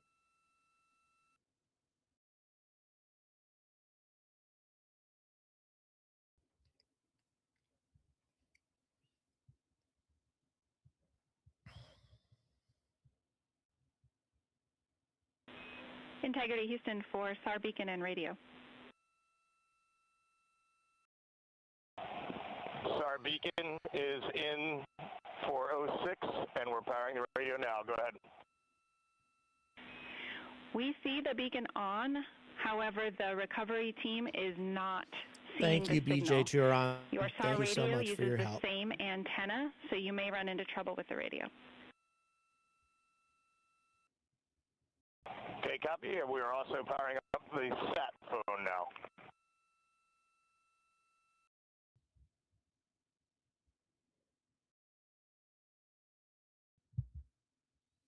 So Integrity is in great shape. Wow. And as the crew continues it's its still just sinking splashdown in. timelined activities on board. Actual Wiseman once again reporting that human-rated all 4 crew members are in excellent lunar shape. mission. First time ever And with we have 4 5 astronauts on board. inflated airbags to maintain It's an upright never happened configuration. before. So many firsts So that the set reaction, with this. My favorite moment, I think, was team, probably the eclipse, now, the begin incredible a photos slow they got of that approach to the eclipse in vehicle. space. Meanwhile, here in the flight Odysseus, thank you control so room, much entry for the flight director Fiverr. Rick I really Hensling appreciate it. is Thank you, polling thank you. his team of flight controllers for the start of powering down the vehicle after a thorough systems check.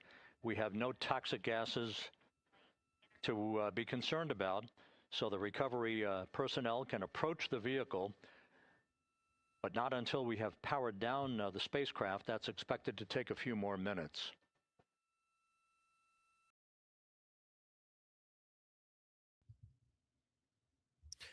Thanks very much, everybody who had Ray send you folks over here. Thank you. I appreciate that. Ray's a great guy, amateur astronomer, has some fantastic telescopes at his disposal, has provided us with some really great information, groundbreaking information about 3I Atlas that he kept under close observation for months. Integrity back on Earth. So yeah, following its historic flyby. Tell Ray, thank you. It was, for all intents and purposes, a textbook mission. On 28 but I'll remain on this frequency. We copy.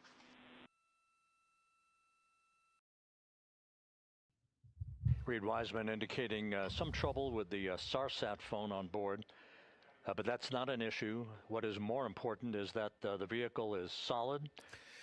Thanks so much, UK. Thank you for the Fiverr. They might have some UAP footage. Yep, it's possible. I think we all need to once they start releasing that stuff, might look it over, see if they saw something interesting. Who knows? Yeah, the dark side flashes. I agree. That was a big, exciting moment.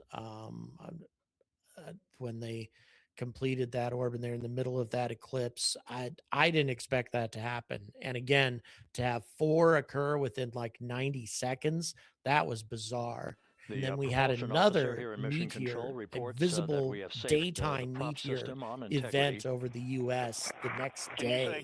We've had so many of these fireball events lately, and then all of these impacts on the moon at the same time. Really interesting. And yeah, the moon landing will be more complicated, obviously. And there's a lot of work still to be done before that can happen, because they need to get a proper lunar lander ready to go. So Artemis 3, maybe next year, but they need to get these lunar landers ready to even dock with Orion in orbit. That's what Artemis 3 is about. Practicing docking with the lunar lander in orbit, with Lunar Starship or with the Blue Moon lander from Blue Origin.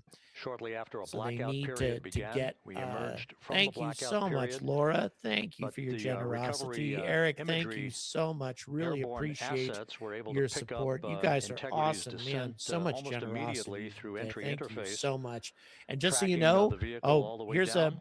here's Finally, here's some the news for you guys, some sequence of breaking chute news. deployments. I have been approved First, for a the media forward bay pass cover being for pulled off, Space the top Symposium of the next vehicle week, one of by a the series of largest 3 space parachutes. conferences in Then the world. the drogue chutes Huge military were, presence at this conference. deployed, followed Lots by the 3 of main news chutes about new that developments slowed, in the space flight. They splashdown just gave me velocity a thumbs of up on my Integrity to just media 19 pass, miles an and hour. I'm using the extra money that I got from you folks for support to cover the Artemis mission. You guys are very generous with the GoFundMe. I'm using the extra money to travel to Colorado Springs and cover that event. So I'm bringing you lots of new space technology from Space Symposium, including fusion propulsion from Pulsar Fusion. Pulsar Fusion is going to be at Space Symposium. The CEO, Richard Dinan, who I've started to develop a really good relationship with him. He definitely appreciates my videos about what they're doing. Fusion propulsion. He's made some really big accomplishments lately, some big milestones with his plans to make a functional, practical fusion propulsion system. So looking forward to that. All right, Jackie, we Thank you so much, Gerard. Thank you so much for the €5. Really appreciate it. PebMeds, thank you so much also. And yes, congratulations indeed to the crew of Artemis 2 and everybody who made it happen. Just really, really incredible accomplishment across the board.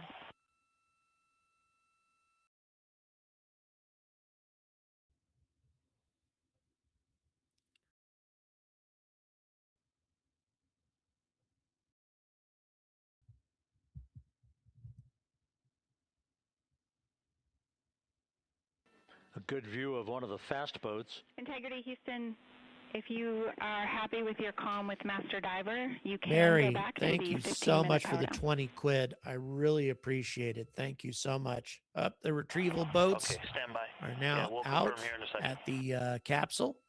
The crew on board Integrity coordinating with the on flight their control way to team pick up the astronauts. in Houston here in Mission Control on the timing of the power down of the vehicle, which will be the precursor to the recovery teams approaching the spacecraft. There are no issues with Integrity.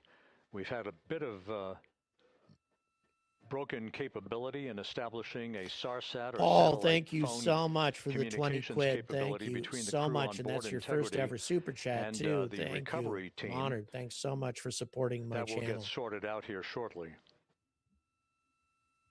There's plenty of cooling on board Integrity, so there's no rush to begin the power down. To call you on the sat phone Right now, again, keep in mind, guys, that most of the cameras were on the service module, not on the capsule. We haven't had anything and come through. And also, they did mention that they had lost some of their video transmission from inside the capsule, but they're still communicating no problem. There doesn't seem to be any sort of issues. I'm going to do a thing on the radiation because I actually I found a study on the total radiation that they absorbed from the Van Allen belt and elsewhere during their mission. Not as much as you might think. Houston copies and Reed, so I'm going to do an episode about that, covering all the radiation. Fortunately, since there were no solar storms, they didn't have any sort of big time solar particle events that would have increased the amount of rads that they took. So overall, I think they did pretty well. So as we continue to sort out the communications between Integrity and the recovery teams, and yeah, the European service module was built by Airbus primarily. It's a European propulsion system, life support, etc. Most of the rocket, of course, built by U.S. companies, but the service module definitely European. Thank you so much, Wolfgang, for the $20 Canadian. Thank you, thank you, thank you.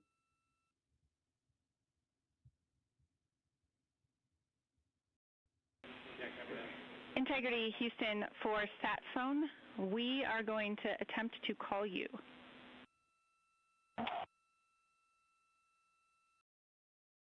Good idea, standing by. Yes, there was a dummy with radiation monitors, actually two dummies with radiation monitors on Artemis 1. They had one wearing a radiation vest to protect the idea was to provide protection for vital organs in the torso. One did not have that vest, but unfortunately Artemis 1 didn't get hit by a solar storm, so we still really haven't gotten a very good impression of what a radiation event will do to the Orion crew. There was a risk of that right now, definitely, because the sun's been very active lately, but fortunately during this mission, nothing happened. So, and again, since they didn't take a lot of radiation, it opens up the possibility that they might be going back to the moon sometime in the future. These astronauts might be on a future Artemis mission. That will initiate the actual recovery operation. The first boats with the Navy divers on board are standing by, waiting to close in on integrity to begin the process. Thanks. Of I appreciate all the large kind inflatable words raft that are coming across the chat. that's I called really the front appreciate porch that. Thanks so much. That will be where the astronauts are extracted from, so that they can have a few minutes to get their land legs back before they're hoisted aboard the Navy helicopters for the flight back to the deck of the USS John P. Murtha. You know, after today, I don't know, Matt Professor. After today, with this incredibly successful flight, in terms of getting to cislunar space, getting humans out to that lunar orbit position, America's very much ahead. But in terms of successfully landing them on the lunar surface, China still has the lead there. They've made more progress with their lunar lander solution than the U.S. has so far. NRD, very weak. Elusive Man, thank you so much for joining the Angry Advocates. Thank you so much. And Slide Tech, thank you so much for your support. Really appreciate it. And yeah, I agree. There's a lot of people who there's just a huge population of people who believe that this is fake, that the earth is flat. It does disturb me how many people it's a religion. It's a cult. I mean, it's all based on faith. There's no evidence. It's all based on faith. So what are you going to do? But still, it troubles me in particular. My uncle was a career NASA guy. He committed his life to the success of the Apollo program, the Gemini program, the shuttle program. And to just say that it was all fake is spitting in that man's face, and he was one of the finest men I ever knew. He's passed away sadly now. But Uncle George was a great man, just a wonderful, wonderful man. And to just spit in his face like that, it annoys me. So back to the positives, though. Doesn't take away from the amazing, happy moment that we're all experiencing right now.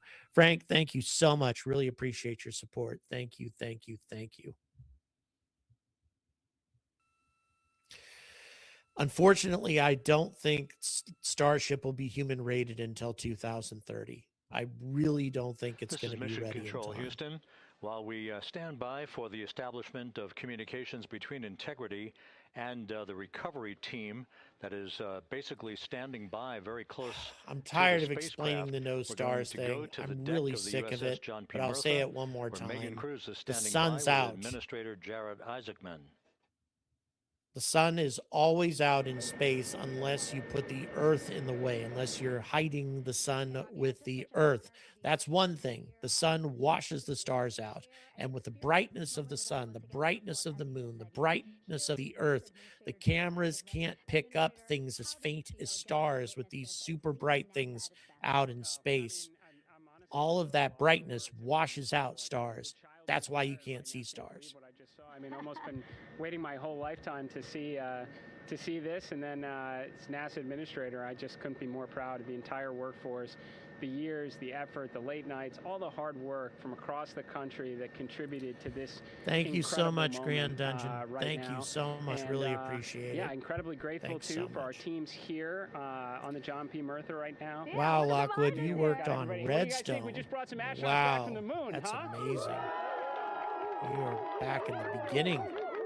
Unbelievable.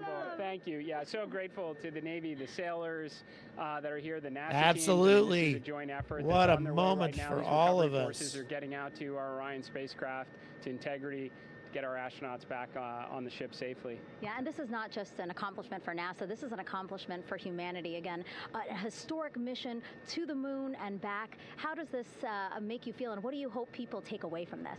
Well, I'll tell you, I think about the crew members that we've all had an opportunity to observe over the last 10 days, right? I mean, they're absolutely professional astronauts. I mean, wonderful communicators, almost poets. But then I think these were the ambassadors from humanity to the stars that we sent out there right now. And I can't imagine a better crew than the Artemis 2 crew that just completed a perfect mission right now. So yes, it's a huge moment for everybody, right? I mean, we are back in the business of sending astronauts to the moon, bringing them back safely, and to set up for a series more. I mean, this is not a once in a lifetime, which you hear sometimes around here. It's like, this was a once in a lifetime. No, it's not. This is just the beginning. We are going to get back into doing this with frequency, sending missions to the moon until we land on it in 2028 and start building our base. Yeah, are we going to build on the momentum for Artemis 3? I mean, it's just around the corner. Absolutely. So, I mean, that's, part of me too. Like, I can't wait to get the crew. G-force of deceleration was roughly 3.5 to 4 Gs. It shouldn't have been any worse than that. So we can start taking a look at it, because all that data is so precious to us right now.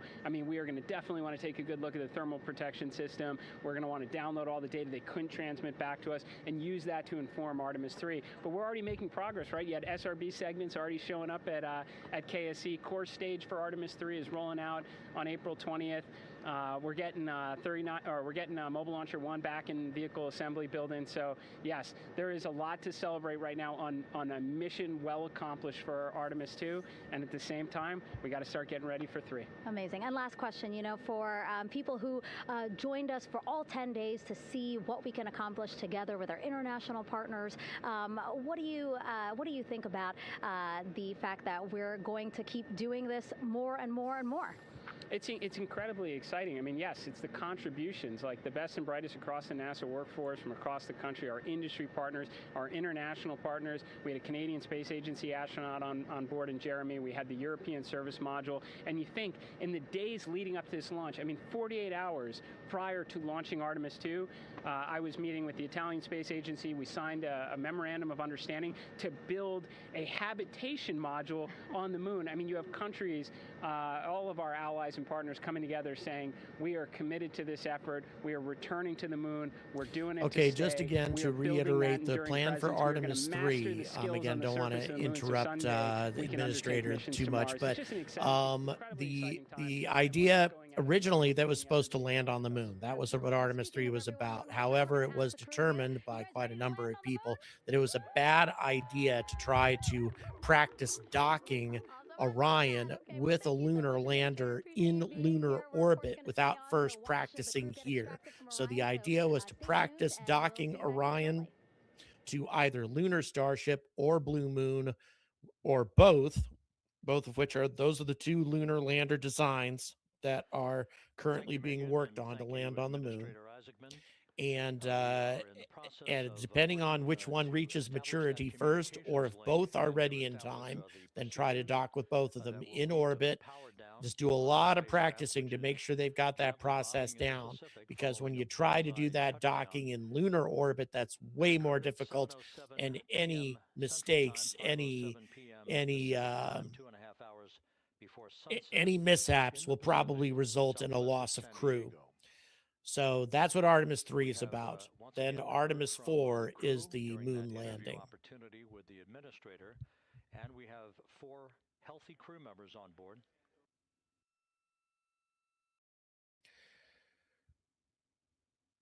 We now have confirmation that the vehicle has been powered down as per the procedures. So we have vehicle powered down. Nope, they haven't come out yet. Team here in Houston, Flight Director Rick Henfling has handed over mission authority to the Exploration Ground Systems team out in the Pacific. Now, we will physically not get off console with this team until the crew has been extracted. At this point, since they're kind of, going over a lot of stuff that we already know, I can talk about the challenge with it. The reason they landed on the moon in the 60s and we're having a harder time doing it now is because we're trying to do something different now than what we did back then.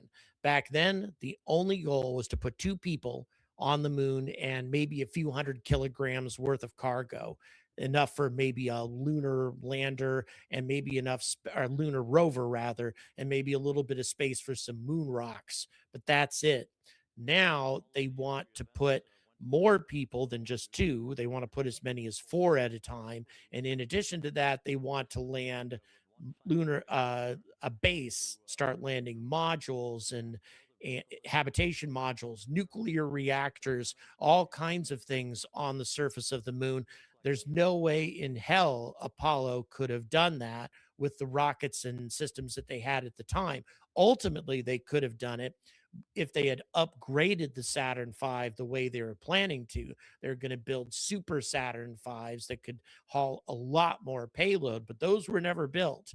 So what Artemis is trying to do is what Apollo didn't do, and they're trying to jump ahead of the process. Instead of going through multiple missions of just landing 2 people at a time on the moon, they're going straight to let's land more than 2 people at a time. Let's land lots of cargo. Let's land habitation modules. Let's land greenhouses. Let's land nuclear reactors, all sorts of things in order to make a functional lunar base. And so that's why it's so much more difficult now compared to what it used to be.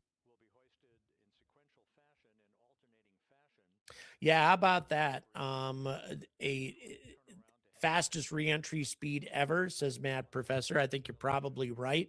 Since Artemis 2 came in from further away from a higher orbit than any other previous mission. That could be why.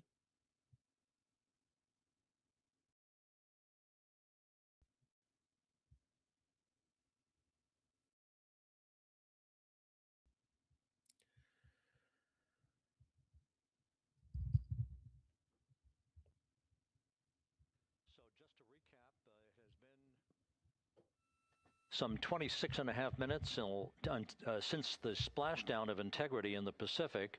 The vehicle is in excellent shape. It performed like a champ all the way down through the Earth's atmosphere. All of the vehicle functions were checked off in excellent trip hammer fashion. The parachutes all deployed as planned. Splashdown occurring at 7:07 p.m. Central Time, 5:07 p.m. Pacific Time.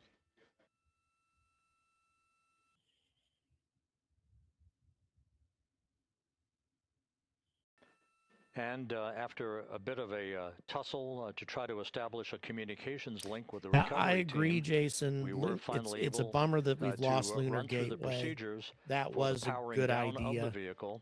We've It handed would have been over easier mission to authority to the maintain Exploration a Ground Systems continuous folks presence out in the on the Pacific, moon if you could have and people in the orbit there recovery team ongoing, approaching like the with the vehicle ISS, shortly except to orbiting the erect moon. the I think that would have been a inflatable hell of a raft thing. called the front porch But before that's opening not what the they're going to hatch do to now. Integrity to bring the crew members onto that raft before they're hoisted. And Tracy, I totally agree. It was onto dumb to Navy stop at that helicopters, point. two crew members for There's each so much that helicopter could have been before they're accomplished. flown back to the deck I of mean, the we would USS John currently Murtha. have a base on Mars easily by now if we had kept moving forward. Yeah, The Right Stuff's a great movie, Sue Smith. By the way, glad to have you with us today, Sue. Thank you for joining us.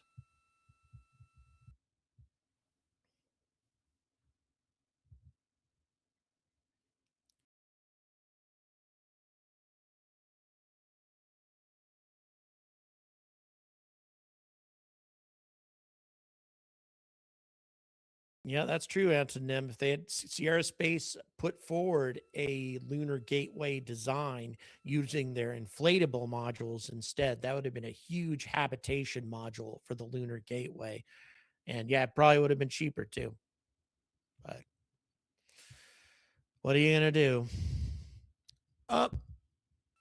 Hello, Ray's Astrophotography. Ray's Astrophotography is here to join us. Thank you so much. Really appreciate you being here. Once again, if you guys don't know who Ray is, Ray does great astronomy on his channel. He gives some fantastic pictures of comets.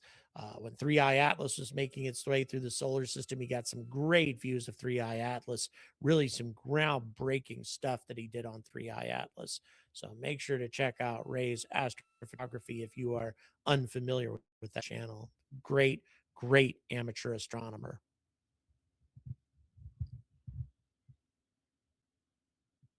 Yeah, that's correct, Matt Professor. There were some other design proposals besides Nova.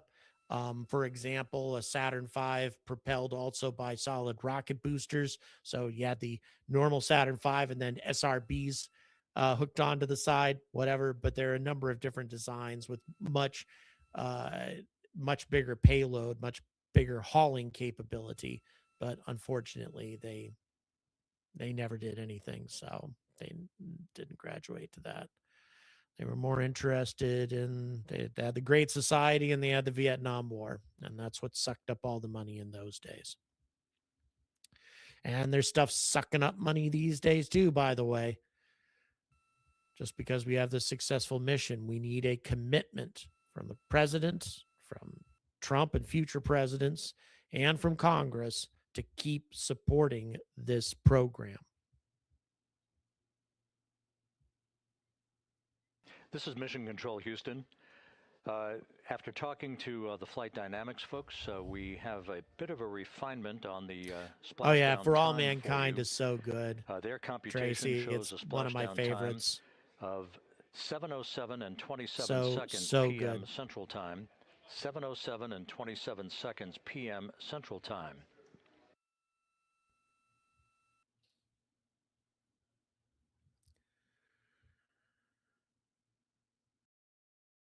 That would equate that's right, to Farouk. The Artemis 2 went further away from Earth than any human-rated vehicle seconds. ever. All 4 of those people set records. Once again, from Flight Dynamics, a splashdown time of 7:07 and 27 seconds p.m. Central Time. That would equate to a mission elapsed time of 9 days, 1 hour, 32 minutes, and 15 seconds.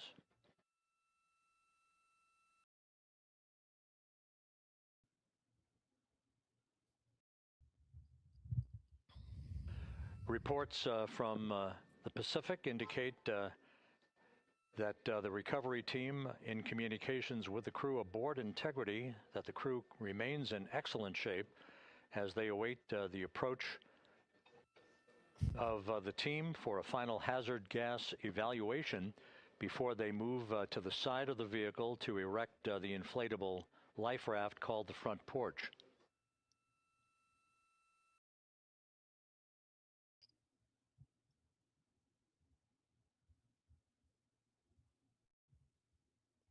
Yeah, I'm not sure. Once again, I've never seen an entire live recovery process, so this is probably Again, no quite issues normal. with Integrity. The vehicle is powered down. All of its systems are now safed.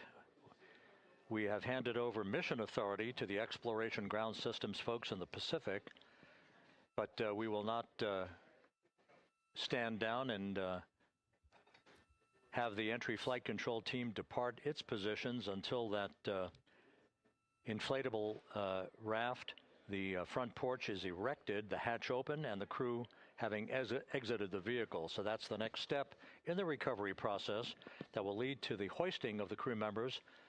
For 2 crew members for each helicopter, they'll be hoisted to a pair of Navy helicopters that will then fly a short distance back to the USS John P. Murtha. What you're looking at is one of the fast boats circling the vehicle to make a hazard assessment.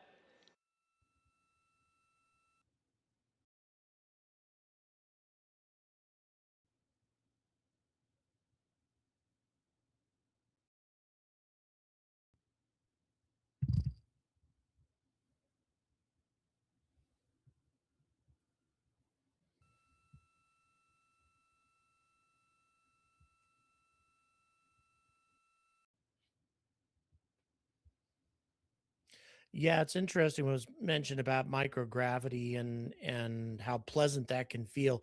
Jessica Mayer is currently on the ISS. She's been on the ISS a number of, well, I don't know if this is the second or third time she's been up there. I had an opportunity to briefly interview her years ago when they were doing the green run test of the Artemis 1's engines. And she said she couldn't wait to get back into space. And microgravity is just an awesome thing from her perspective. And apparently, even though she was up there for 6 months at a stretch, she said that she recovered fairly quickly from the effects of transitioning into full gravity. No, I haven't seen any dolphins yet. So I think it depends on the person, depends on how much exercise they do, if they can keep up their regimen while they're on the ISS. But she said it just kind of felt like a heavy weight on you for, a few weeks. And then, you get over it. And she was, I don't know, but she said she couldn't wait to get back into space. And now she is back in space as of this moment.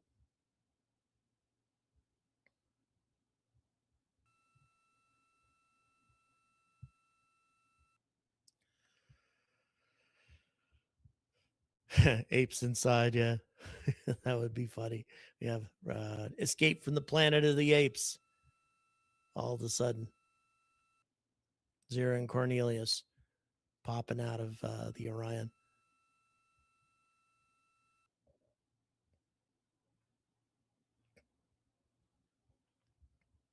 All right, folks. I think this retrieval is going to take a while. And to be honest, we've lost a good percentage of our viewers.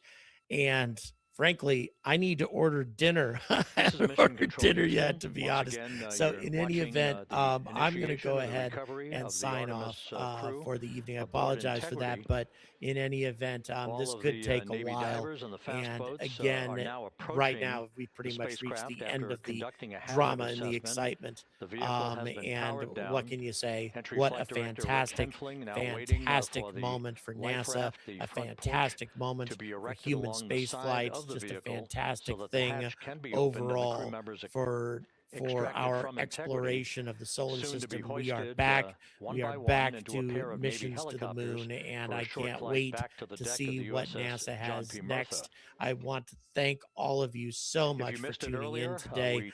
I don't know if we're going to we might keep the stream going for a little while. I'll ask the producer because it's really late. It's 1:45 a.m. in the UK, which is another reason why I think we should cut this off.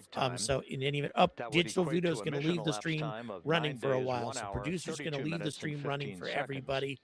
But I'm going to be signing off. Congratulations to Artemis 2. Congratulations to these 4 incredible, brave human beings who set so many milestones, broke so many records. There are a lot of questions at the beginning of this broadcast, a lot of questions as Orion was heading towards Earth, but most of those questions have been answered, and these astronauts are home safe. Thanks so much for watching, and until next time, stay angry about space.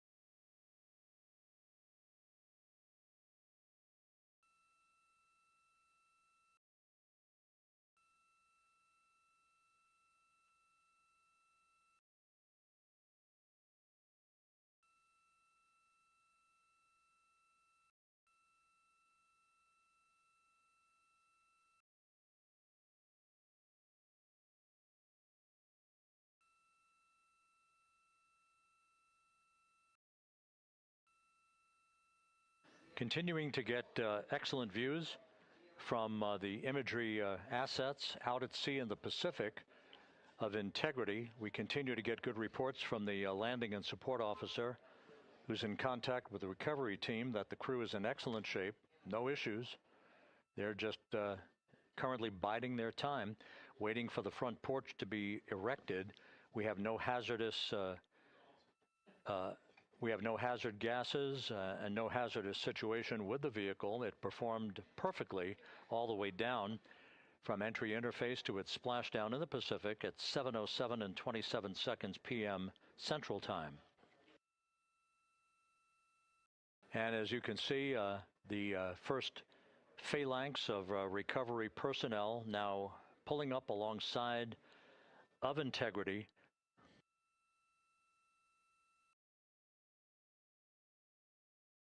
This includes Navy divers, a Navy flight surgeon, and other recovery personnel who have trained for several years for this recovery process.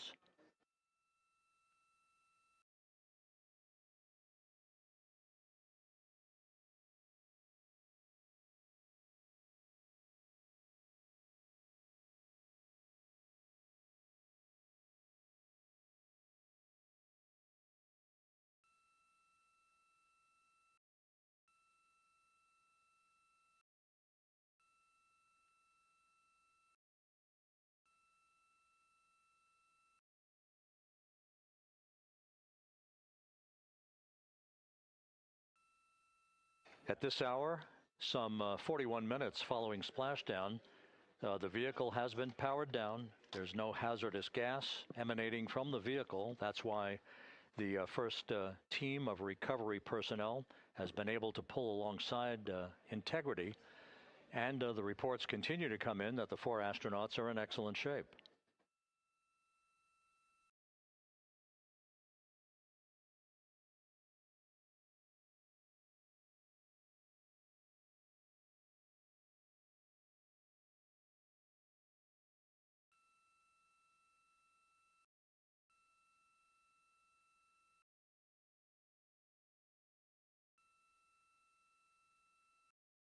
Yes.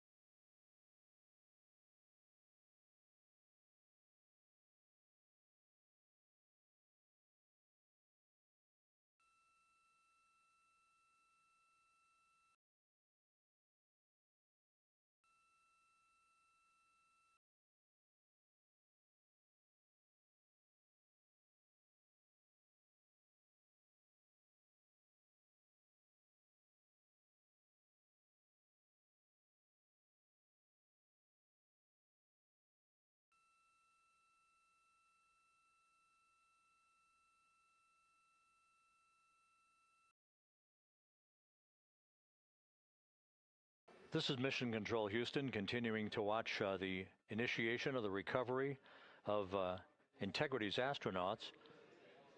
One by one, they'll be brought out of the spacecraft onto a large inflatable raft just a short time from now. In the meantime, we can go back to the USS John P. Murtha, where my colleague Megan Cruz is standing by to provide her situation report. Megan, can you hear us?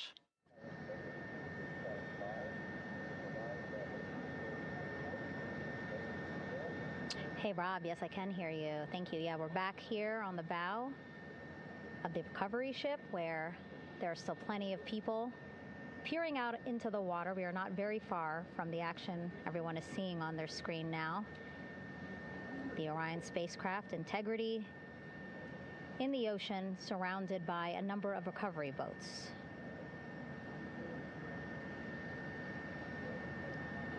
as Rob has been saying, in those recovery boats, NASA and Navy personnel specifically trained to get the astronauts out of Orion.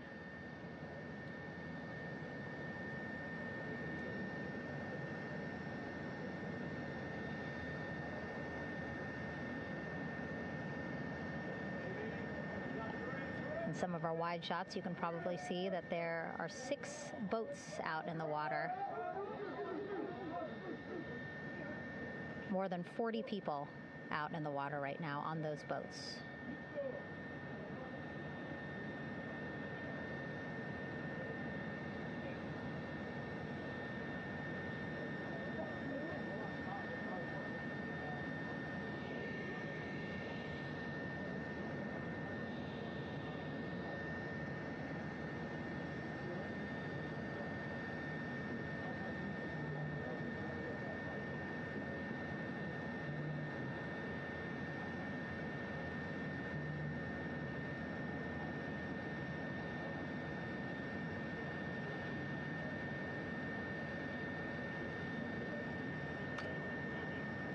First order of business is to set up the front porch and the stabilization collar.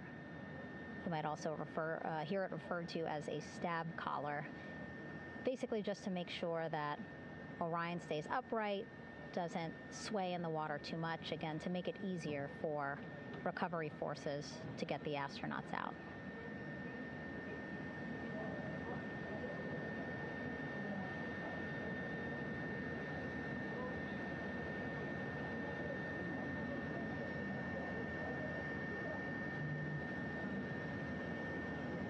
Again, we splashed down to the Pacific Ocean just after 5 p.m. Pacific time here.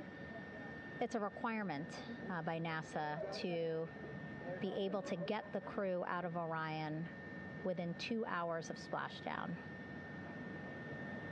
So doing great on time so far. Plenty of time.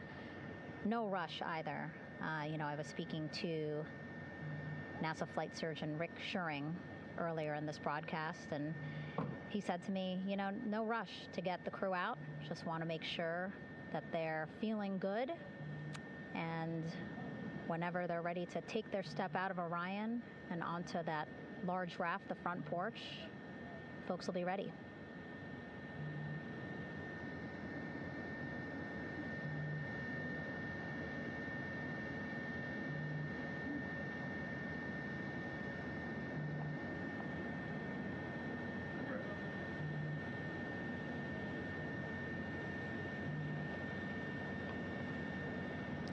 And as there are mission audio loops in Mission Control in Houston, there is a mission audio loop here on the ship, and it was just reported out that the side hatch is open. Side hatch of Integrity is open. You're getting these beautiful shots from our aerial assets. The ship itself, where I'm on, just 3,000 yards away. Again, plenty of people on the boat here, glued to the side closest to where they can see all this action. And again, with just 3,000 yards separating us, great views from the bow here. You can see now that side hatch is open. One of the Navy personnel is about to get inside there.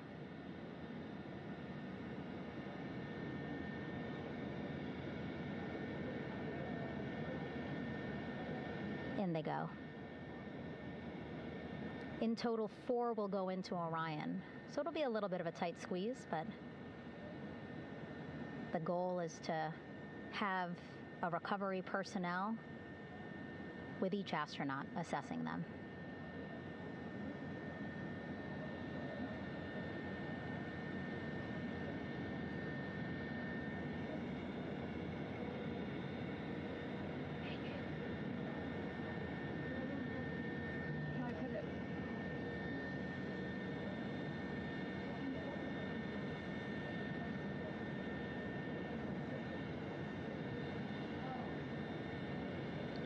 Boats getting closer now.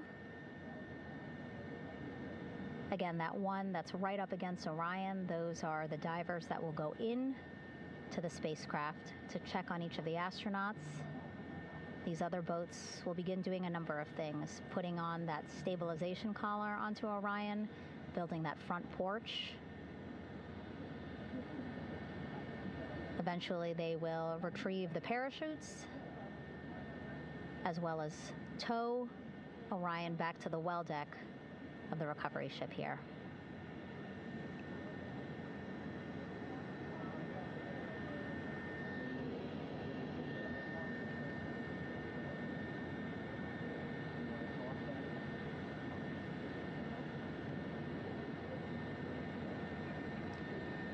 And so as we wait for the Navy and NASA personnel to get their assessment of the crew inside of Orion, why don't we toss it back to Rob for an update?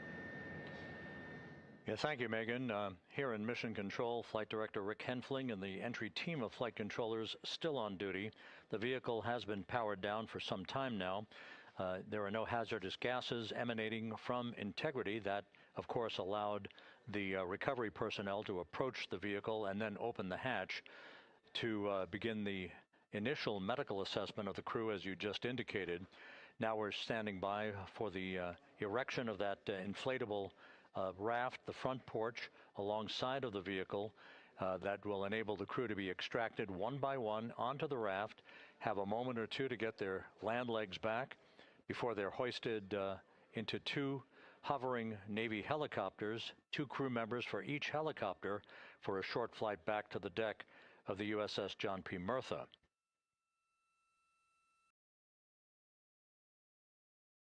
All of Integrity's systems operated flawlessly throughout the course of the approach to the Earth, the entry into the Earth's atmosphere, and all of the key milestones that followed in this high-speed return to Earth for Integrity, a mission that spanned more than 694,000 miles from the vehicle's launch from the Kennedy Space Center atop the Space Launch System back on April 1st.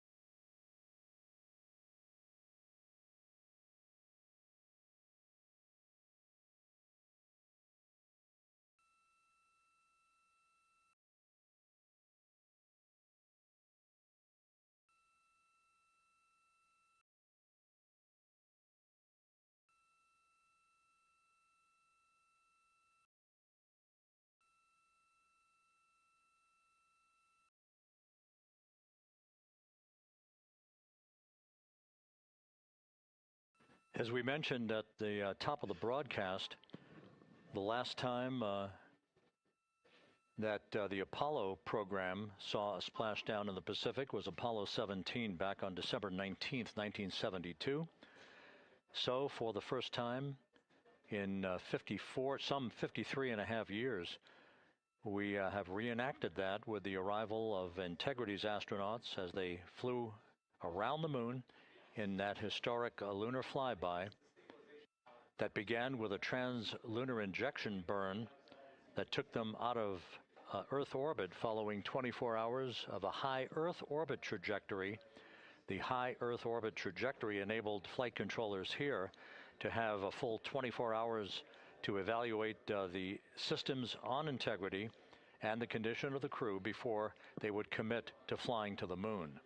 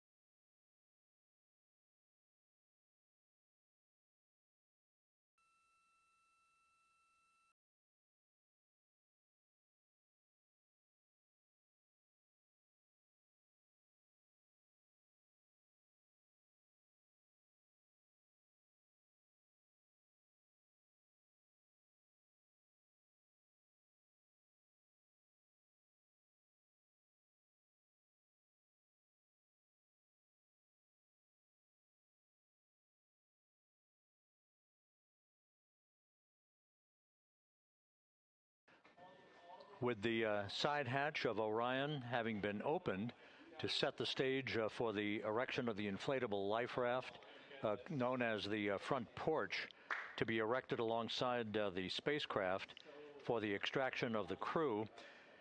Let's play for you an interview that my colleague Megan Cruz conducted on the USS John P. Murtha with Navy diver First Class David McMahon that explains how this process is unfolding. Okay, Davey, so you and some of your team, one last look over of the stabilization collar, correct? Yes, ma'am. Okay, so what is this stabilization collar? This is what's going to stabilize the capsule out there in the ocean. We don't know how good the weather or the waves will be that day, so this will help prevent any unnecessary occurrences from happening, stabilizing the capsule and the astronauts inside. So basically this is a float that will go around Orion. I'm assuming that what they're doing right now, these are the lines that will attach the collar onto Orion? That is correct. And so what are they doing here? So we've got the lower line that will secure the inflation device before we inflate it. That gives us the go-ahead that it's secure in its space, and then we'll inflate it. And then once that is done, we'll undo all the carabiners and get this orange line on top tied in the same fashion. And then this will be secured to the capsule, and the astronauts can safely take their first steps out of the capsule onto the front porch. Okay, and how long will it take them to set up the stabilization collar? We should definitely be able to handle this in under 10 minutes. Okay, wow. And then you just mentioned the front porch. So basically after they set up this stabilization collar, then they set up what's called the front porch here. That's correct. Okay, and what's the front porch? Front porch is basically a bigger waiting room for the astronauts to sit in while we wait for the helicopters to show up and grab them. Okay, so the medical team that was inside with the crew, they're going to help them out and onto the front porch? That is correct. And then what happens here? We have higher trained medical personnel also on board the front porch that will give them lookovers and just make sure they're okay while we wait for the helicopters to show up. Okay. How does it feel, I mean, your team, you, to be part of a mission that's returning astronauts from the moon in more than 50 years? We all feel extremely honored to be a part of this, as well as a bigger mission for the Navy and joining up with NASA to do great things. Mm-hmm. And do you feel like you and your team are ready? Yes, very ready. Cool. All right, thank you so much. Thank you.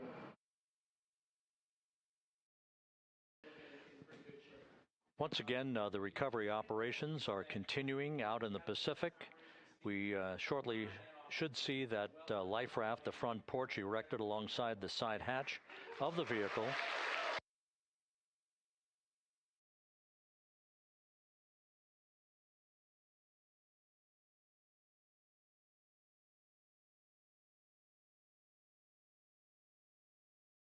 A number of flight controllers have come into the flight control room to receive congratulations from Entry Flight Director Rick Henfling. But we're going to stick with our operations out in the Pacific as we await the extraction of the 4 crew members who are reported to be in excellent condition.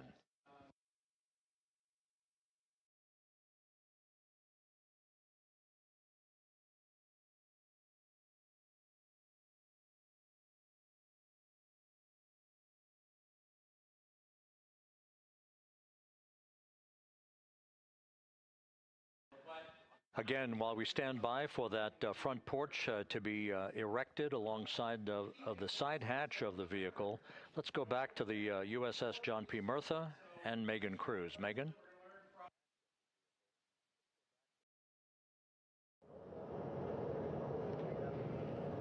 Hey, Rob.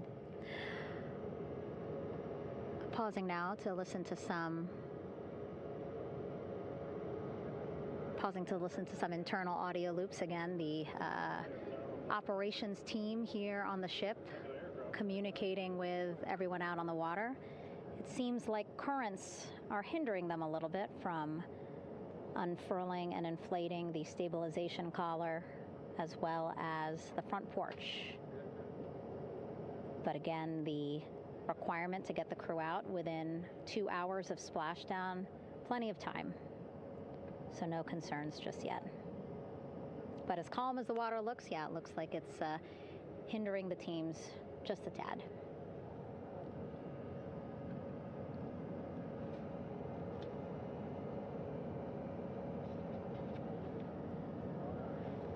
You can see in some of our shots that side hatch still open. Again, inside there are now 8 people inside.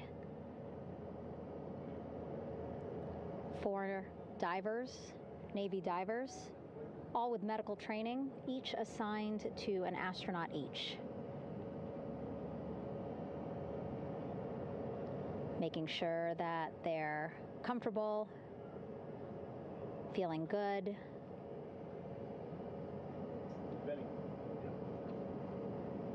As you've heard us say in the broadcast, you know, they expect a little bit of discomfort. Again, these astronauts just traveled back to Earth at 25,000 miles an hour, a nearly 695,000-mile journey around the moon. If you think you get carsick.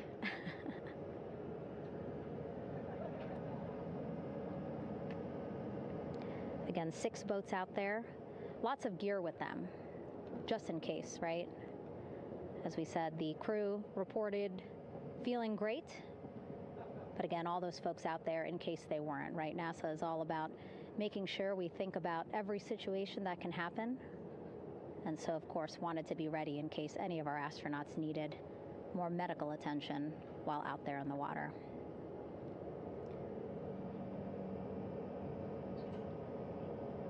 You see now teams, again, trying to set up the stabilization collar and front porch for the crew to get out of Orion. They need both, right? The stabilization collar will keep Orion from swaying as you see it is doing now.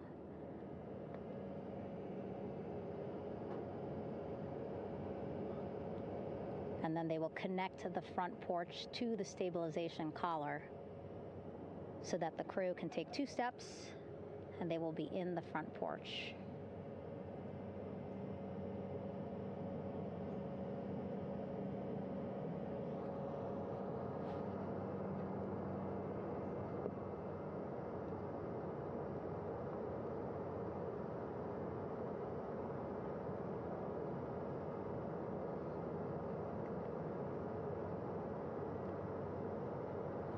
Not a lot of chatter on the mission audio loops. That's a good thing.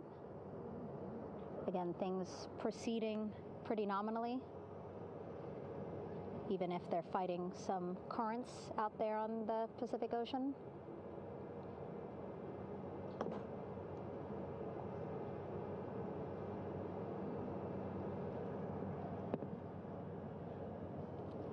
Again, the goal, setting up the stabilization collar and the front porch so that the crew can rest comfortably in the front porch, get placed into harnesses so that 2 helicopters can lift them off the front porch and onto the USS John Murtha here.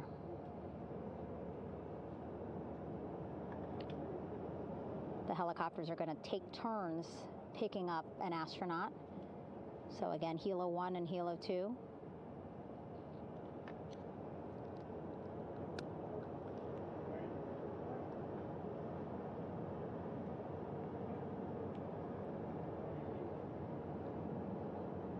Okay, and the recovery team here on the ship just got a report from the undersea medical officer who is inside the capsule with the crew. He is reporting all 4 members are green. All of our 4 astronauts, Reed, Victor, Christina, Jeremy, green, meaning they are feeling great, not the complexion of their skin. They are feeling great, happy to be home, and ready to be extracted as soon as possible.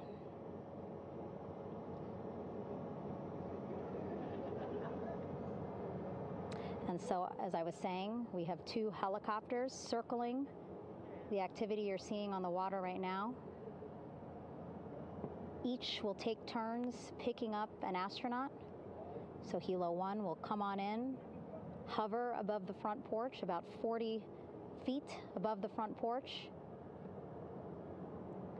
A Navy recovery specialist will be hoisted down into the front porch. The restricted maneuvering doctrine is in effect. Will connect to the first astronaut, which we're expecting to be Christina. And then Helo 2 comes around, picks up Jeremy, while Helo 1 stays above head, and then Helo 1 will come back in for another astronaut, and then Helo 2 for the last astronaut, and then back to the flight deck here on the recovery ship.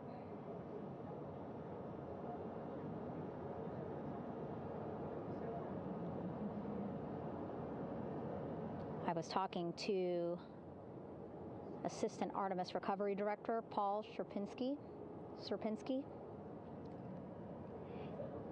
He said helos are a much quicker, safer way to get on board. They did actually consider boats, but then if you think about it, longer time, the crew would have to move through more of the ship. This way the helos will give a more direct, quicker route to the medical bay for our 4 astronauts.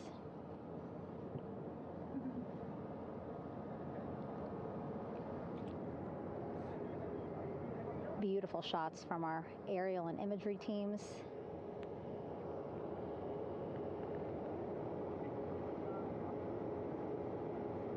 Clouds have dissipated for a clear view from the bow of the recovery ship here.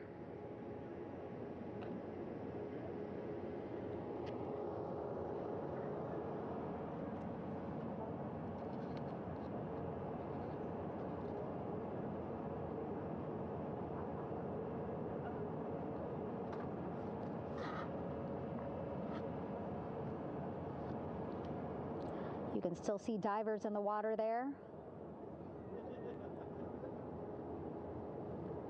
Encircling Orion, that is that stabilization collar we've been telling you about. As you saw in that interview just a few minutes ago, they have to first connect it to Orion, and then once it's secured onto Orion, they can inflate it, and then they'll further secure it with other harnesses and lines.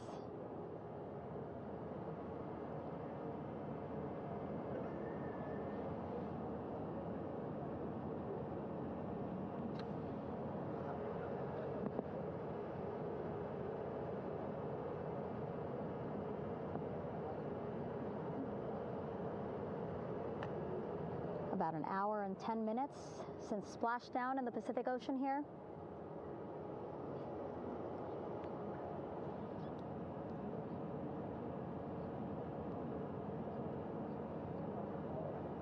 Reed, Victor, Christina, and Jeremy back home after a history-making mission to the moon and back.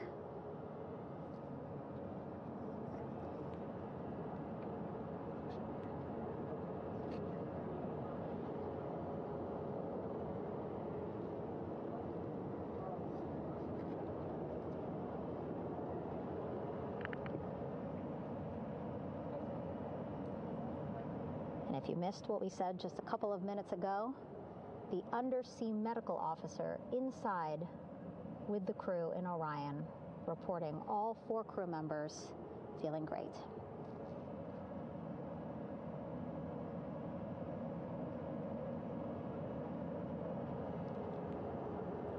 Progress being made there on the stabilization collar. It looks like they are beginning to inflate it.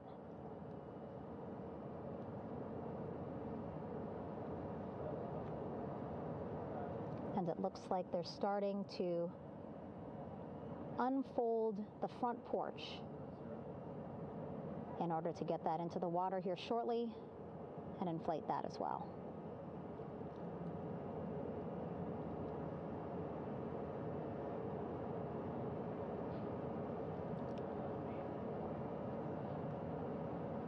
Again, more than 40 people out in the water right now. And those Navy and NASA personnel have been in the water for now about 4 hours.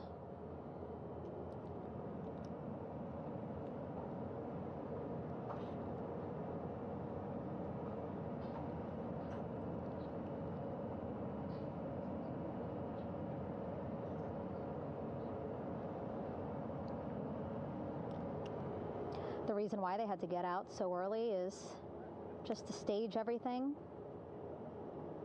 And actually here on the ship, when there are flight operations happening, you can't have anything else, right? Just because the flight deck can be a dangerous place, so they just want to focus on planes coming and going from the ship, so that's why they wanted to get the boats in the water to make sure that they have all the time they needed for the flight ops.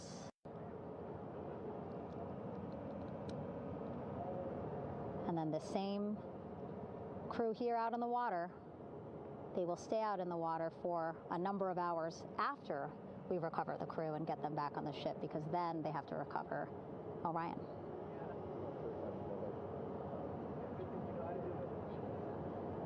All right, that stabilization collar looking good around Orion. We're now seeing some recovery personnel getting on to that collar. Again, they need to further attach it to Orion to make sure that it can really prop up the spacecraft. It's basically lifting it up off of the water just a tad. Again, so it's not so Come off me for a minute.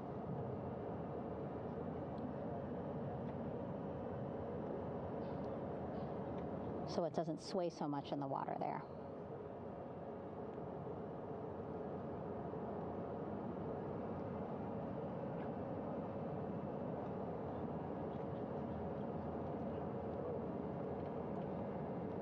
And now that front porch looks like it's nearly fully inflated as well.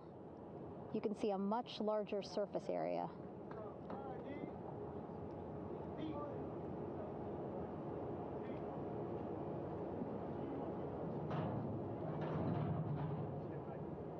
And so once the crew get out of Orion, they can stretch their legs a little bit on this front porch, get some fresh air.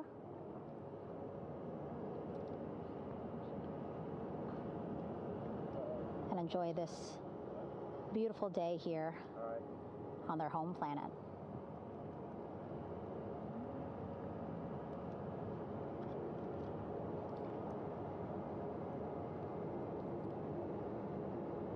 It appears teams now are about to connect the front porch to the stabilization collar.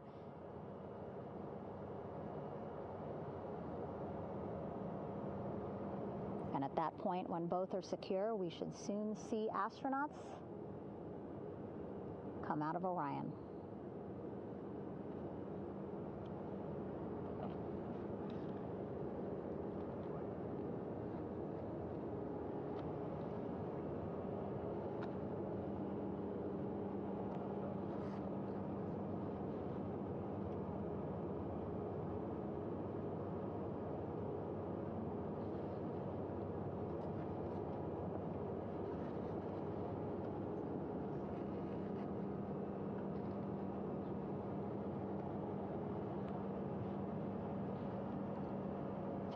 All these views you see also being fed to the Landing Force Operations Center here on the ship. Of course, it is very important for our recovery teams leading the mission to have all the views that you're seeing as well. Again, listening to their communication loop here on the ship. Very quiet, which is a good thing. It means things are going pretty nominally, meaning as expected.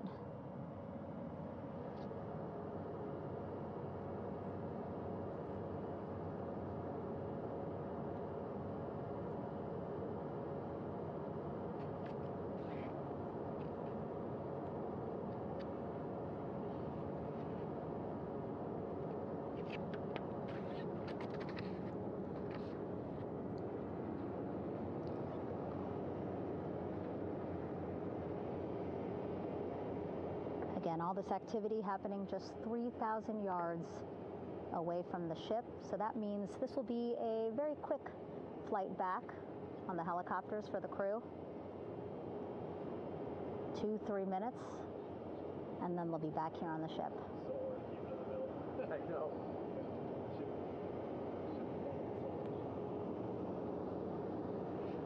Okay, saw a thumbs up from one of the personnel on the front porch. It looks like they are now getting ready to deploy what they call the Air Rescue Vest, ARV. And so this is the harness that each crew member will get into in order to be hoisted into the helicopters. Again, those helicopters hovering just about 40 feet above the front porch when they're ready to pick up each crew member.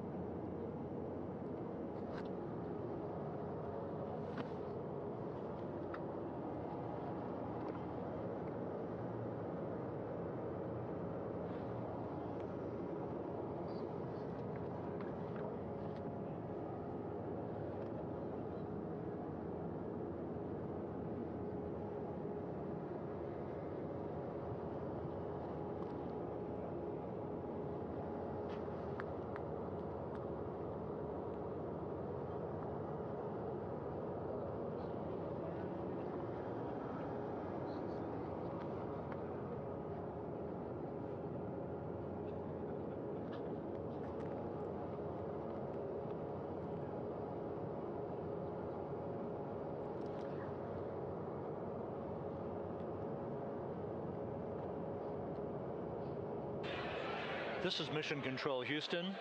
Behind me, a fairly raucous scene as hundreds of flight controllers have poured into the flight control room here. This is reminiscent of the scene after the final shuttle mission of STS-135, although that was the end of a program. This is only the beginning of a program with the textbook splashdown of Integrity and its 4 astronauts. We're standing by for the crew to be extracted from the spacecraft. Entry Flight Director Rick Henfling invited all of these flight controllers who have contributed to this mission to enter the flight control room to have an opportunity to receive well wishes and to share the mutual glow that exists in the wake of a textbook mission for Integrity. On the front screen here in Mission Control, a sign that says "Welcome Home, Integrity," taking humanity back to the moon, going further, and returning safely to Earth. So all of that jubilation, part of the post-splashdown activities, even as we await the crew being extracted from the vehicle to be hoisted onto Navy helicopters for the trip back to the USS John P. Murtha.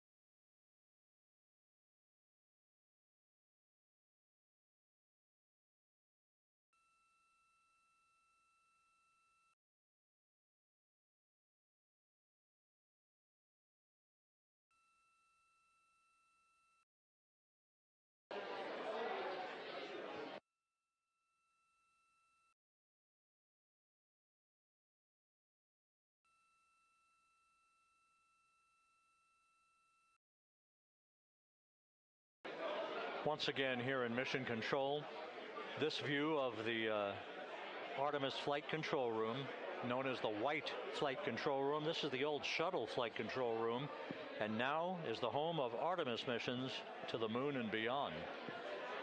Once again, quite a few flight controllers were invited in by Entry Flight Director Rick Henfling to share in the jubilation following the successful splashdown of Integrity. That splashdown occurring an hour and 22 minutes ago, as we stand by for the completion of the extraction of the crew, and ultimately they're hoisting onto Navy helicopters for a short flight back to the USS John P. Murtha. Splashdown occurred at 7:07 and 27 seconds p.m. Central Time. I had an opportunity to talk to the head of flight dynamics, Jeff Birch, a moment or two ago. He said the trajectory of Integrity coming through the Earth's atmosphere was so precise, they've never seen anything line up on a ground track like today's entry by Integrity for its splashdown southwest of San Diego.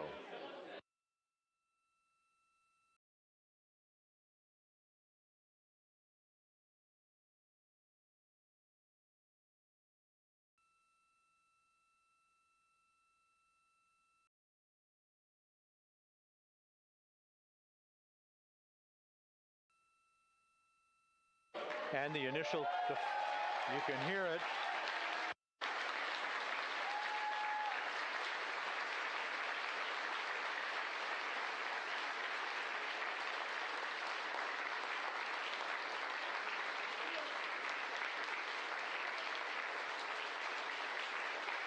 Jubilation here in the flight control room. The first crew member is out of Integrity.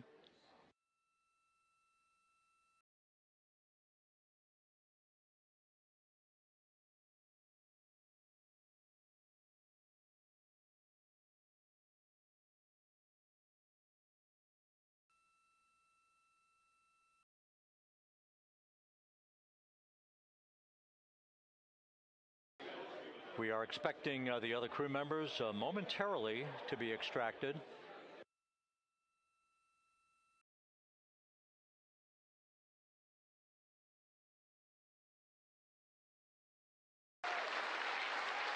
We now have 2 crew members out.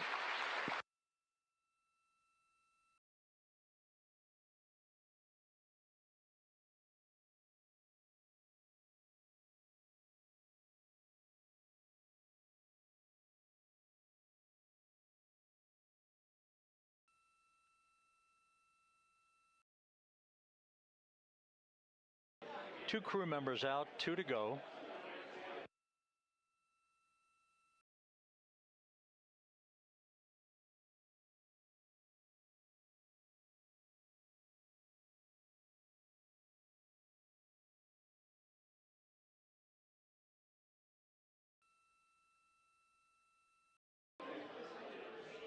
We're about 1 hour from sunset out in the Pacific. Everything continues to go well. Integrity's systems function perfectly during its entry back to Earth. And Reed Wiseman, the commander who will be last out of the vehicle, reported that all the crew members were feeling very well.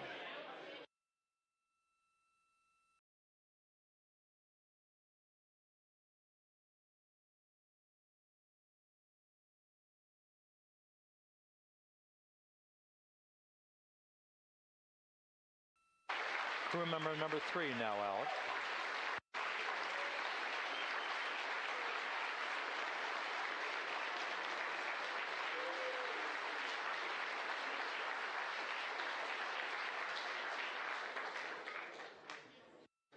And now standing by for the commander, Reed Wiseman, who will be last out of his ship.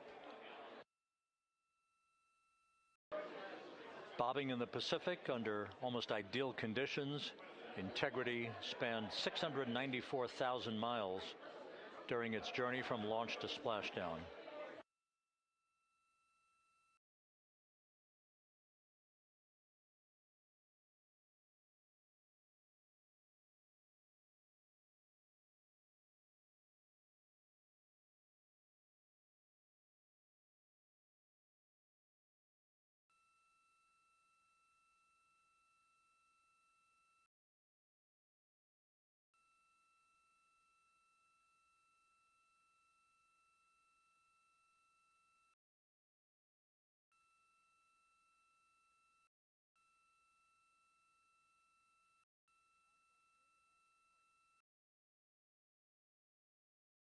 And we now have Reed Wiseman out of the vehicle, all 4 crew members now out of Integrity.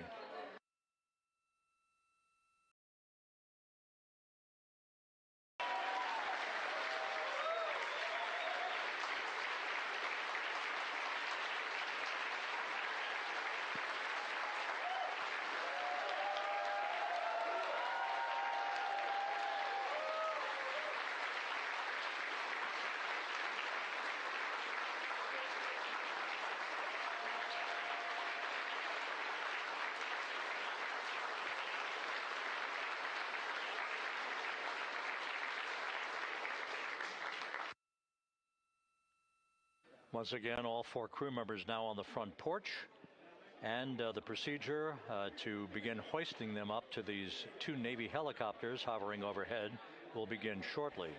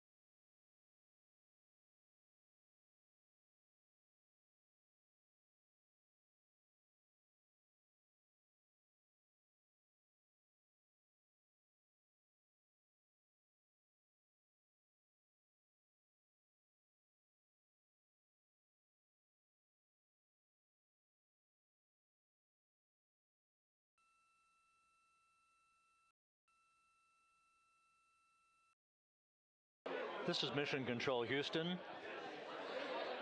The mission is over, but the melody lingers on as jubilation continues here in the flight control room. We should be expecting NASA's Associate Administrator, Amit Kshatriya, to be joining us shortly for a short interview while the recovery operations continue out in the Pacific. So we'll stand by for that. And then we'll turn it back over to Megan Cruz aboard the USS John P. Murtha.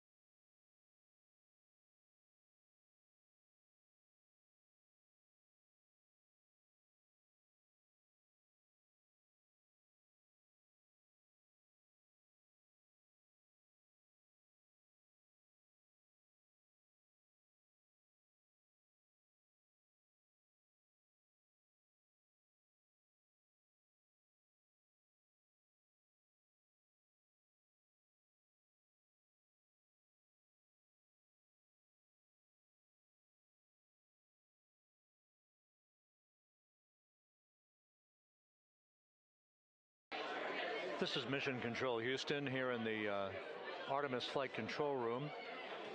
A number of flight controllers basking in the glory of the successful end of this mission that carried 4 astronauts around the moon on a lunar flyby, and the first test flight of Orion with crew members on board. Splashdown occurring an hour and 32 minutes ago after a flawless descent back into the Earth's atmosphere for the vehicle. Its 4 crew members in good shape, simply enjoying their time right now on the front porch, as it were, the inflatable raft alongside of their Integrity spacecraft. We're expecting Amit Kshatriya, the NASA Associate Administrator, to join us here momentarily for a brief interview before we turn it back over to Megan Cruz aboard the USS John P. Murtha, the recovery ship.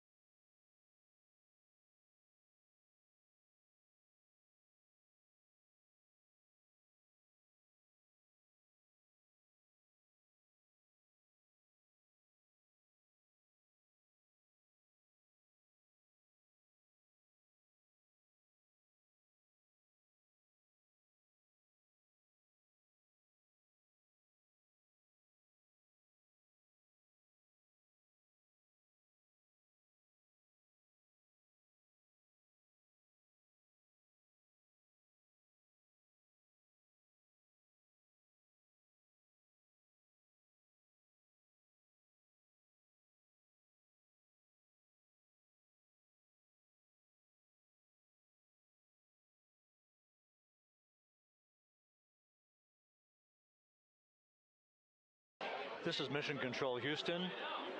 We're about an hour and 34 minutes since the textbook splashdown of integrity in the Pacific to bring home our astronauts. And with us now is Amit Kshatriya, the NASA Associate Administrator. Amit, a little bit of history made tonight, a little bit of history made over the past few weeks.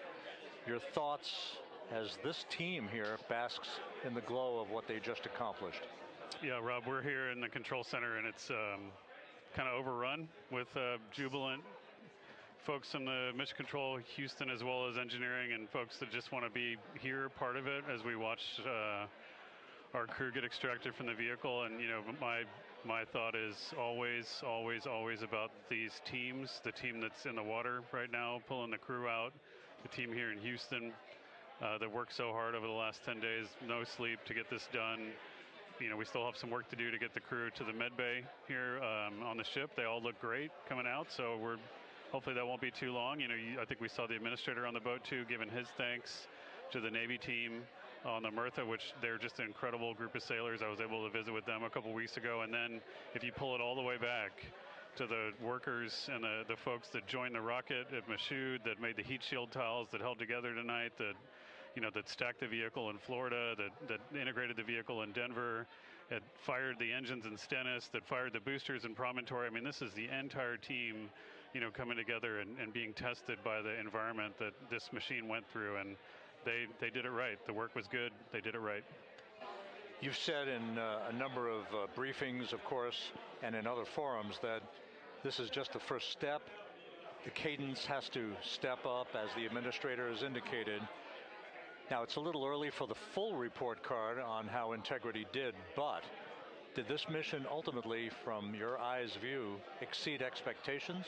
It absolutely did. I mean, I was waiting to talk about this until we're in the water, and, you know, I think we still have, again, work to do to bring it in and really kind of go through it bolt by bolt and see what we learned. But, I mean, so far, given what we learned during the mission and given how we performed on ascent, on entry, you know, I always think about energy in terms of the states that you worry about the most, and every time we put these machines through these incredibly energetic states, they came through. So I'm fairly confident that we made a big step tonight to get us on the path towards the surface. I think the path to the surface is open now. You know, we do have to do all the work, and we'll make sure we talk about that as cleanly as we can. We learned a few things during the mission, but I have to tell you, this was an incredible test of an incredible machine. From an American psyche standpoint, the Empire State Building was lit up red, white, and blue tonight. Our coverage was seen on baseball stadiums around the major leagues. How captivating was this experience for the American people, for the world, in fact, as we returned to the moon?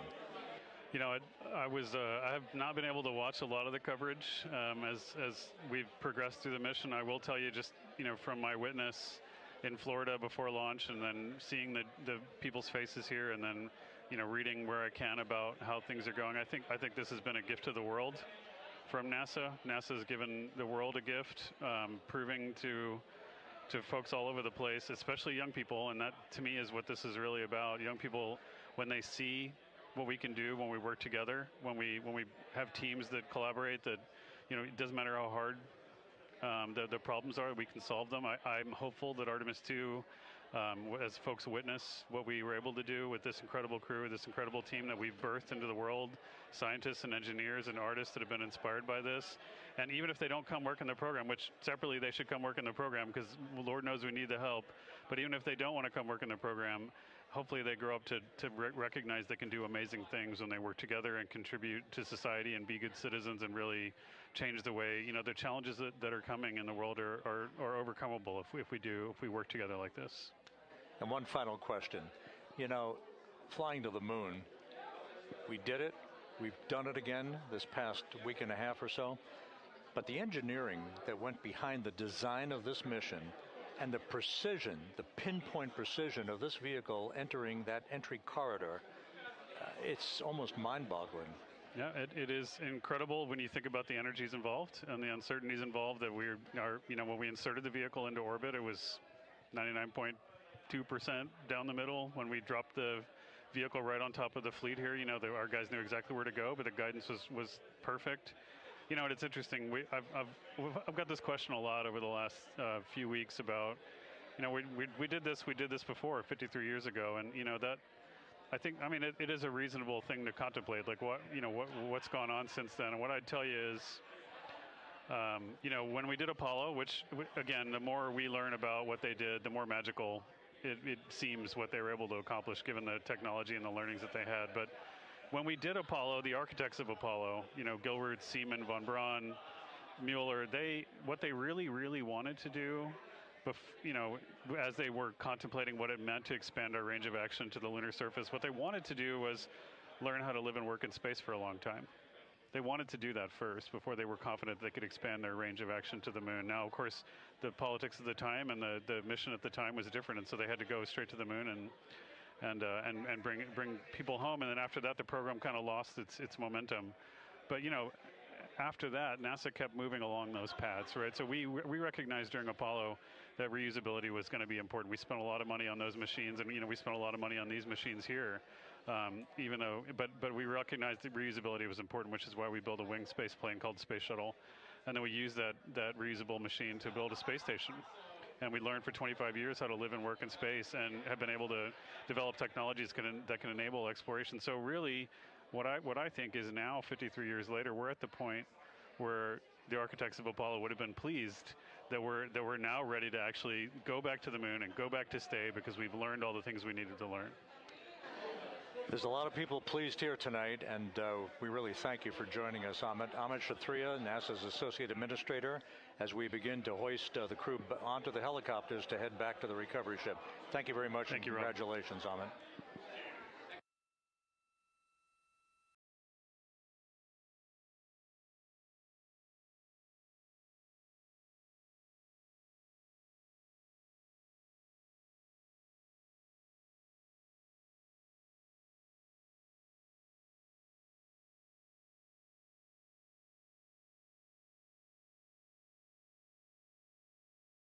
This is Mission Control Houston, with the crew members now beginning to be hoisted aboard the Navy helicopters. Let's go to Megan Cruz aboard the USS John P. Murtha, who will take it from here.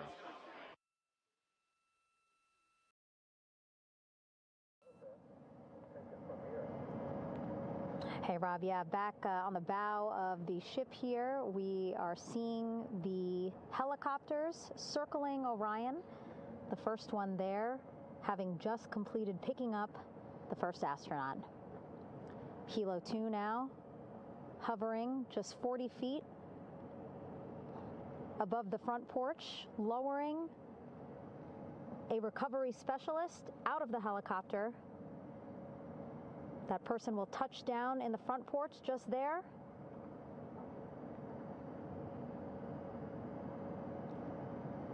The crew members already outfitted with a harness that will allow them to quickly attach to the hoisting device.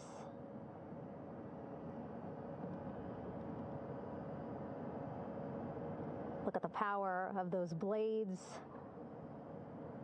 throwing water out at the center there, the front porch, with now 3 astronauts and the recovery specialists. Again, crews already outfitted with a harness vest. And here we go. Second astronaut now off the front porch, getting hoisted into the second helicopter.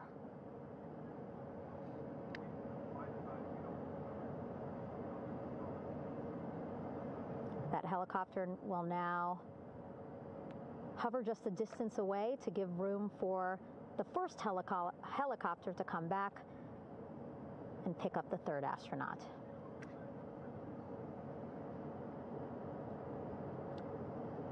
As we wait for that helicopter to come back, make its way back around, just want to mention that the President of the United States called our NASA administrator today while he was on the ship, just minutes after we interviewed him live on our coverage, and congratulated him and NASA on this history-making moment tonight. Helicopter 1 again hovering 40 feet over the front porch. We will soon see another recovery specialist getting lowered onto the front porch.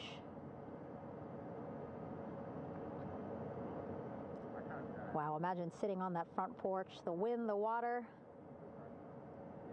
But again, the recovery team determined that a helicopter flight back to the ship here would be safer, faster, and more comfortable for our crew who just completed a 10-day mission around the moon. Third astronaut in the air, getting hoisted quickly back into the first helicopter now.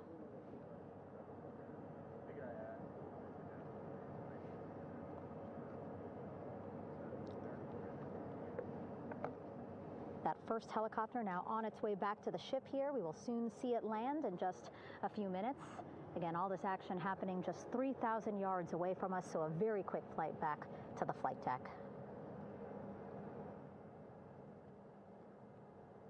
And now the only person left on the front porch, Commander Reed Wiseman.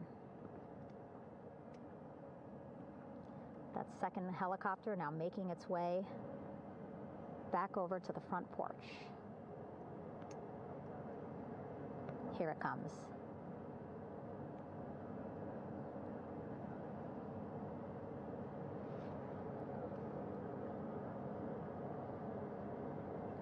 Making its final approach here.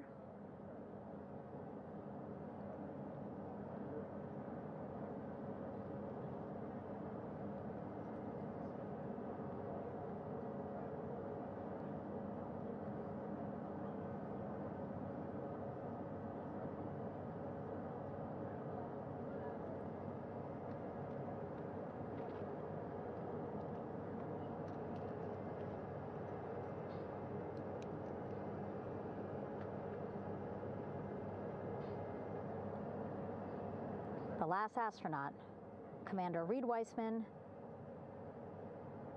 now off the front porch and almost into the second helicopter. Both now on their way back to the ship where we are, the USS John P. Murtha, just west of San Diego in the Pacific Ocean.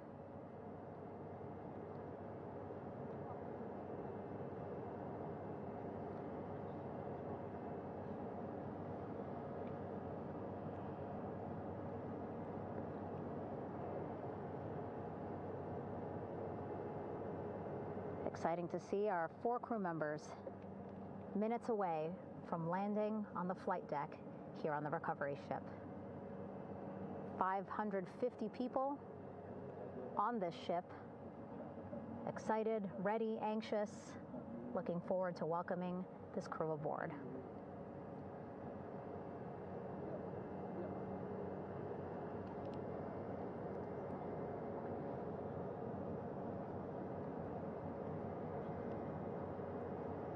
Watching them now with our own eyes. Close to the ship here. Hearing them begin to hover on the flight deck, which is just across from us, here on the bow.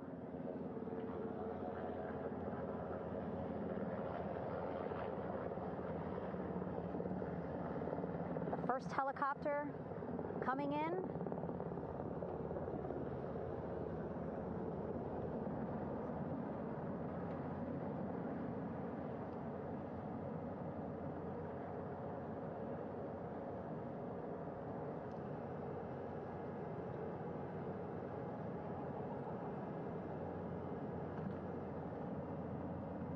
And wheels down. Wheels down of the first helicopter carrying 2 of our Artemis II crew. Pilot Victor Glover and mission specialist Christina Cook.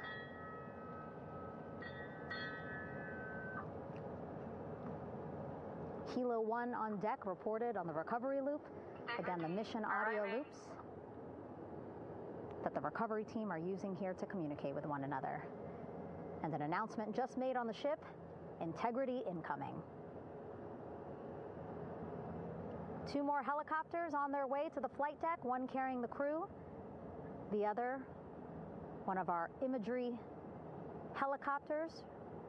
Again, kudos to our imagery and aerial teams for giving us these beautiful views of history in the making. Set amid a gorgeous, soon-to-be sunset here in the Pacific Ocean.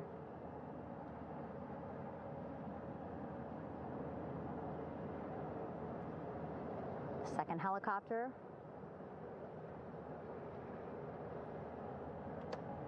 making its approach of the flight deck.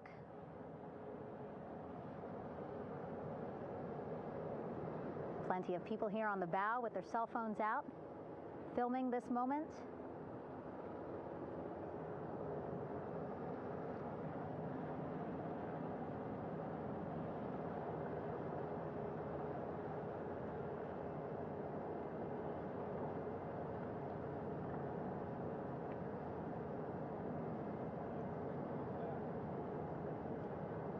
Some impressive flying here by the Navy, as we are seconds away from wheels down. And there you go. We now have all 4 Artemis II crew members on the USS John P. Murtha.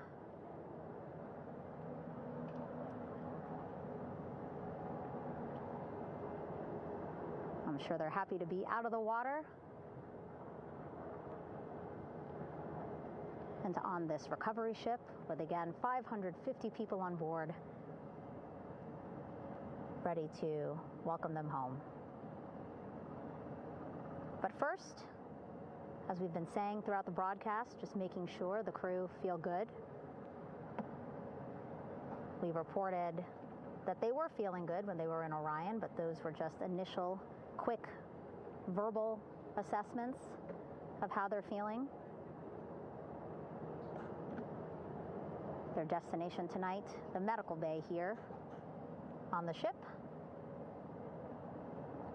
right after we power down the helicopters here.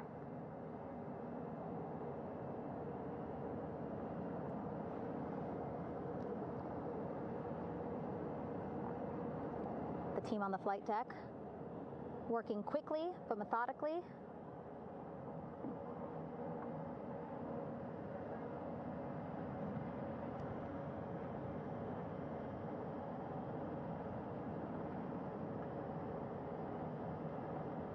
Waiting for just one more helicopter to touch down.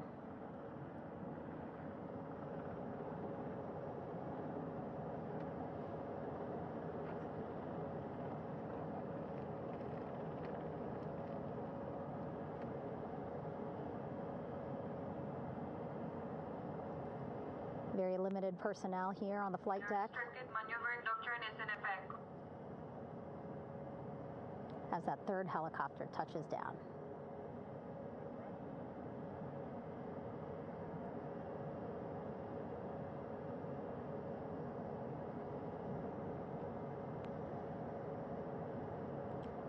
The ship is at flight quarters. Stand clear of waiter decks, aft of frame 095. Burn no cover topside. Throw no articles over the side. Hold all trash and garbage on station. Flight quarters. While just a few folks on the flight deck itself, there are plenty more on some upper decks. I see in some of our views a very packed crowd overhead. Announcements being made over the ship's loudspeaker system, reminding folks to stay clear of operational areas like the flight deck, so that teams can work quickly to get the crew off of the helicopters and into the medical bay.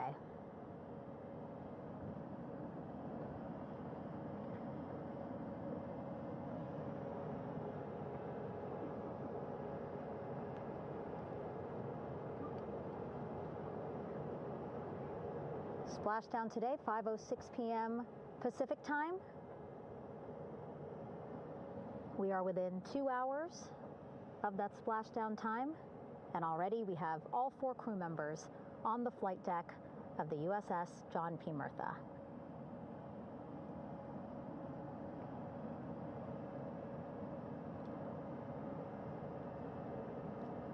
Again, crew waiting before getting out for the helicopters to completely shut down.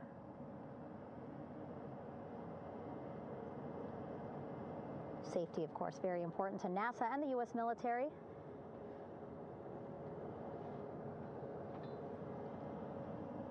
So we'll wait just a couple of minutes here before we start seeing crew members walk off the helicopters one by one.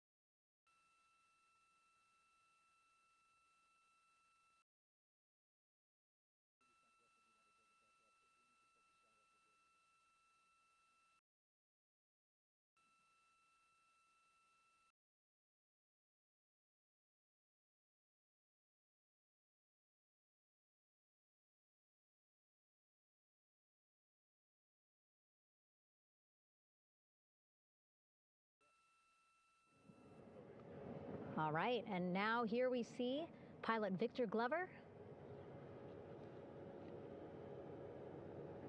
and mission specialist Christina Cook sitting on the edge of one of the helicopters, looking in great spirits. That familiar smile and laugh from Victor, I can see it from here. Christina, I'm sure, feeling the same way, just blocked a little bit by our camera here, but we'll see her here shortly. A photographer taking their pictures. Victor saluting folks on the flight deck. They look like they're in great spirits. Happy to be home, I'm sure.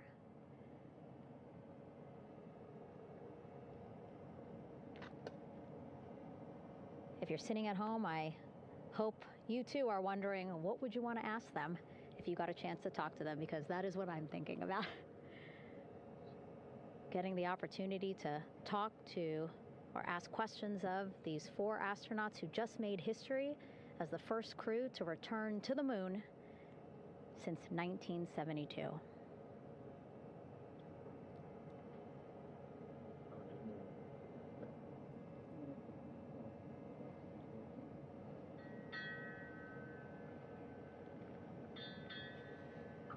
Oh, there we see Christina there, also smiling. Finally peering out, waving at the cameras. Hello to you too, Christina, yes. Welcome back. Welcome, welcome home. A loudspeaker announcement on the ship saying, "Welcome home, Integrity."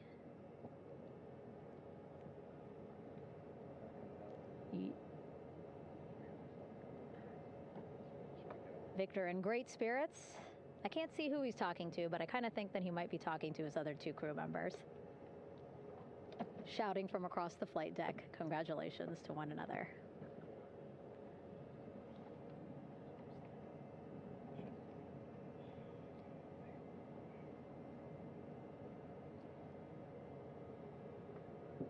And so now we see some Navy personnel walking up to the helicopter. This is again the first helicopter carrying pilot Victor Glover and mission specialist Christina Cook. Both have taken off their helmets now.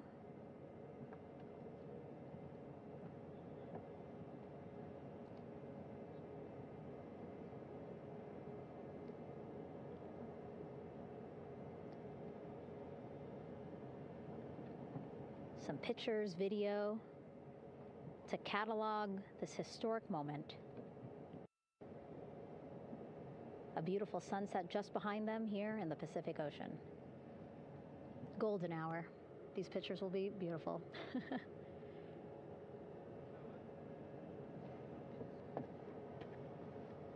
Now we see NASA Administrator Jared Isaacman. He is on the flight deck, as well as Flight Surgeon Rick Schuring walking over to Victor and Christina first. We saw the administrator walk over to the other helicopter, which is carrying Commander Reed Weissman and Mission Specialist Jeremy Hansen.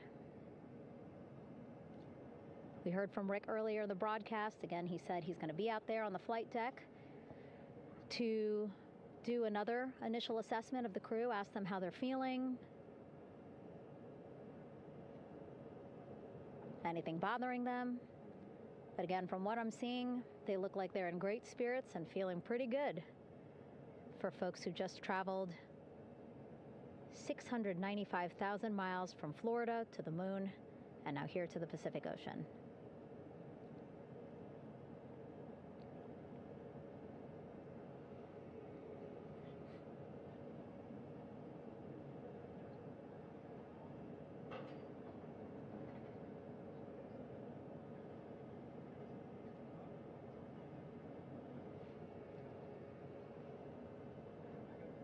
We're now seeing NASA Administrator Jared Isaacman walking across the flight deck. He had been talking to Reed and Jeremy, now approaching Victor and Christina. A hug from Victor, a hug from Christina. What a moment that we're getting to experience together.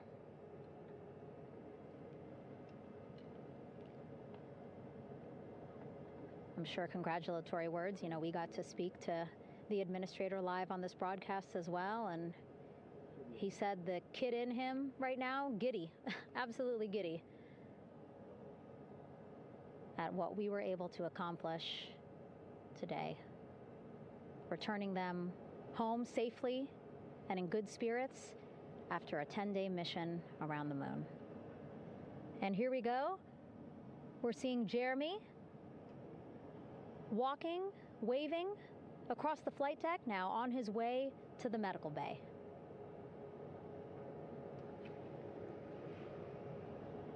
It's a short walk, less than a minute. Again, that's why the recovery team decided to use helicopters to get them on the flight deck for that short walk to medical bay. And now on the flight deck, we see the chief of the astronaut office, Scott Tingle. Rick Schuring switching places. He's going over to the other helicopter. Big hugs from Victor, Christina to Scott. Again, a gorgeous sunset setting the stage for this recovery tonight.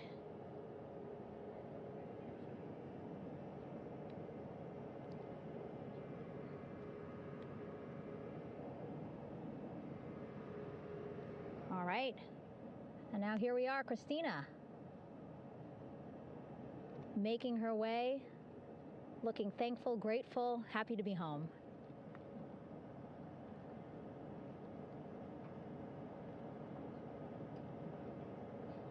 You can see she's looking up. Again, lots of people, just a few levels up off the flight deck,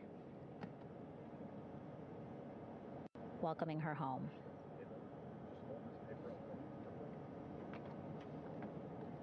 Scott holding the door like a gentleman, but back on his way to the other crew still on the flight deck.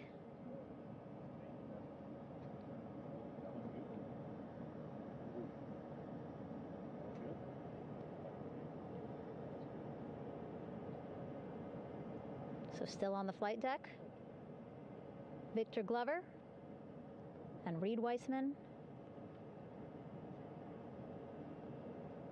It looks like Victor will be the next one headed to medical bay.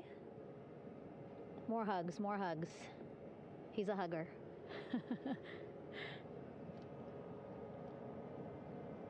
Victor looking good as he walks across the flight deck. NASA Administrator applauding. Victor applauding for all the folks on the ship with him who played a role in their safe return today.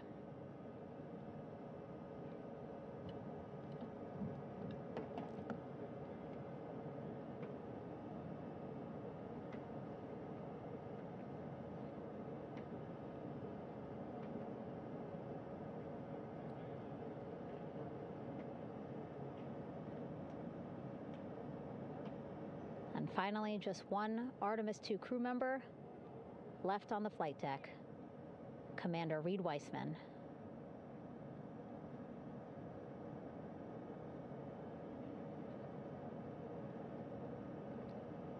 Applause from the group there on the flight deck, I'm sure, as well as on the level just above them, packed with people. Reed looking good as he takes his steps towards the medical bay.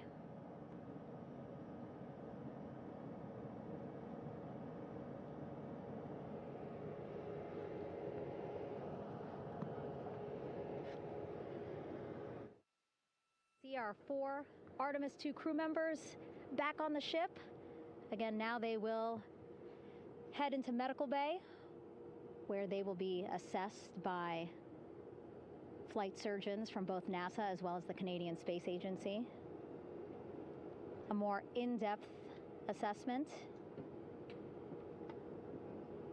When they get to medical bay, they will each have their own nurse.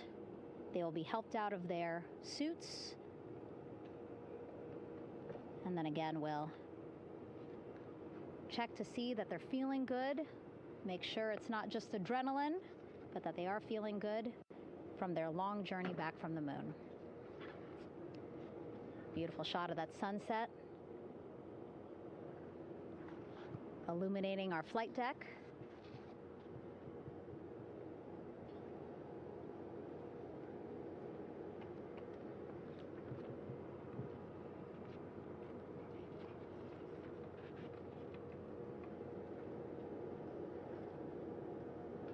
All right, and now with our astronauts safely on board, I want to welcome on Artemis Recovery Director Lily Villarreal.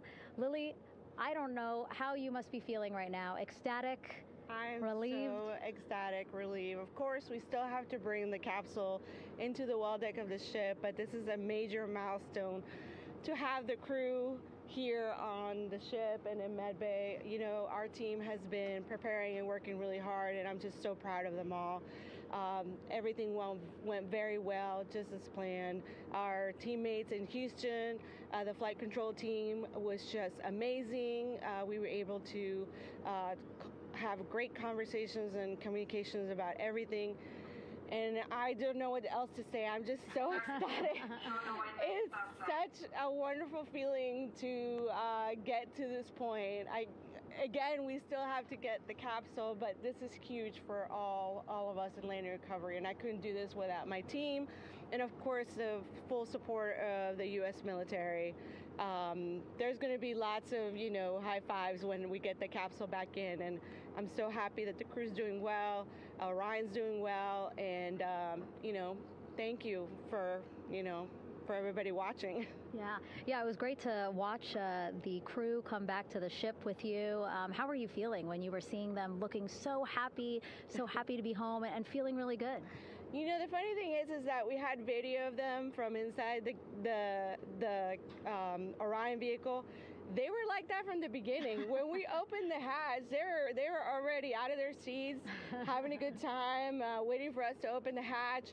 And they opened the hatch, and of course we did the first medical assessment. Everybody was doing very well, and they were just having such a great time with the medical team that was inside the capsule. I think they were all taking selfies with the phones that they have, probably talking about what they saw, and it was just smiles all around. They were having such a great time. And then we put them on the front porch when we were ready to put them on the front porch. And again, you could see they were just so ecstatic to be home and talking to everybody. So we were very happy to see all of that in the control room of the LFOC. How remarkable is that? Again, if we think about their journey, the 695,000-mile journey around the moon and back, coming back at 30 times faster than the speed of sound. I mean, how remarkable is that they are in such good spirits? I mean, this is an amazing crew. I think you guys have seen it for the past 10 days. They're wonderful people, and we're so happy that they brought us along on that ride. And I can't wait to see all the additional videos and pictures that they have that, we'll get a hold of now that they're back on the ground. And I can't wait to hear how, a little more than what we saw on the press briefings from the crew about what they saw It's just fantastic. You know, some of my favorite people around this 10 days was the science team and how excited they were. And so this is exactly how we feel in the landing recovery team when the science team went, oh my goodness, when they heard all the discussions about the moon. This is exactly how we feel now in the landing recovery team. We're so ecstatic. Yeah. Again, we have to recover the capsule. I want to make sure we don't forget about our Orion. Lily's all about business. She's thinking about what's next. But yeah, speaking of these 10 days, I mean, we have been along for the journey with them, live with them 24/7 for 10 days, and just really seeing the engagement that we've gotten from around the world. What do you hope people take away from this mission? I think that's fantastic. So, you know, my story was that I went to the Kennedy Space Center. I was born in Colombia. I was 10 years old when we moved to the United States, but when I was 7, my family took me to the visitor center, and that's when I learned about Apollo. And we went to the moon, and I learned about astronauts, and that story was what really fueled me to want to do STEM and want to be an astronaut. And I think that this Artemis program is going to do exactly what, what girls, my age back then is 7, young people right now, girls and even like young men, obviously. But we want to empower people to know that you can do this, right? If you want to come and work for NASA, if I did it, they can do it. And Artemis program is just going to inspire everybody. And I'm so happy about that. Yeah. Like Apollo inspired me. Thank you so much, Lily. Really appreciate you being here. As you said, still a lot of work to do. 5 to 6 more hours to recover Orion that's still out in the water. So I'll let you get back to it. Thank you had beautiful words to say again. We hope that this inspires people. We hope that you come and join us at NASA and accomplish great things with us in the future. Yeah. Back to you, Rob. Thank you, Megan, and safe sailing out there in the Pacific. Here in Mission Control, it is now all quiet. The team of flight controllers and all their support personnel have left the room to enjoy the aftermath of a textbook touchdown by Integrity that splashed down in the Pacific right on target to complete this historic flyby of the moon, the Artemis II mission. With that, we'll wrap up our coverage for the night and point you to a post-splashdown news conference in 15 minutes at 9:35 p.m. Central Time, 10:35 p.m. Eastern Time, where managers will discuss the return of the Integrity spacecraft and the completion of the Artemis II mission. With that, we'll wrap up our coverage for this evening and historic mission in the history books. This is Mission Control Houston.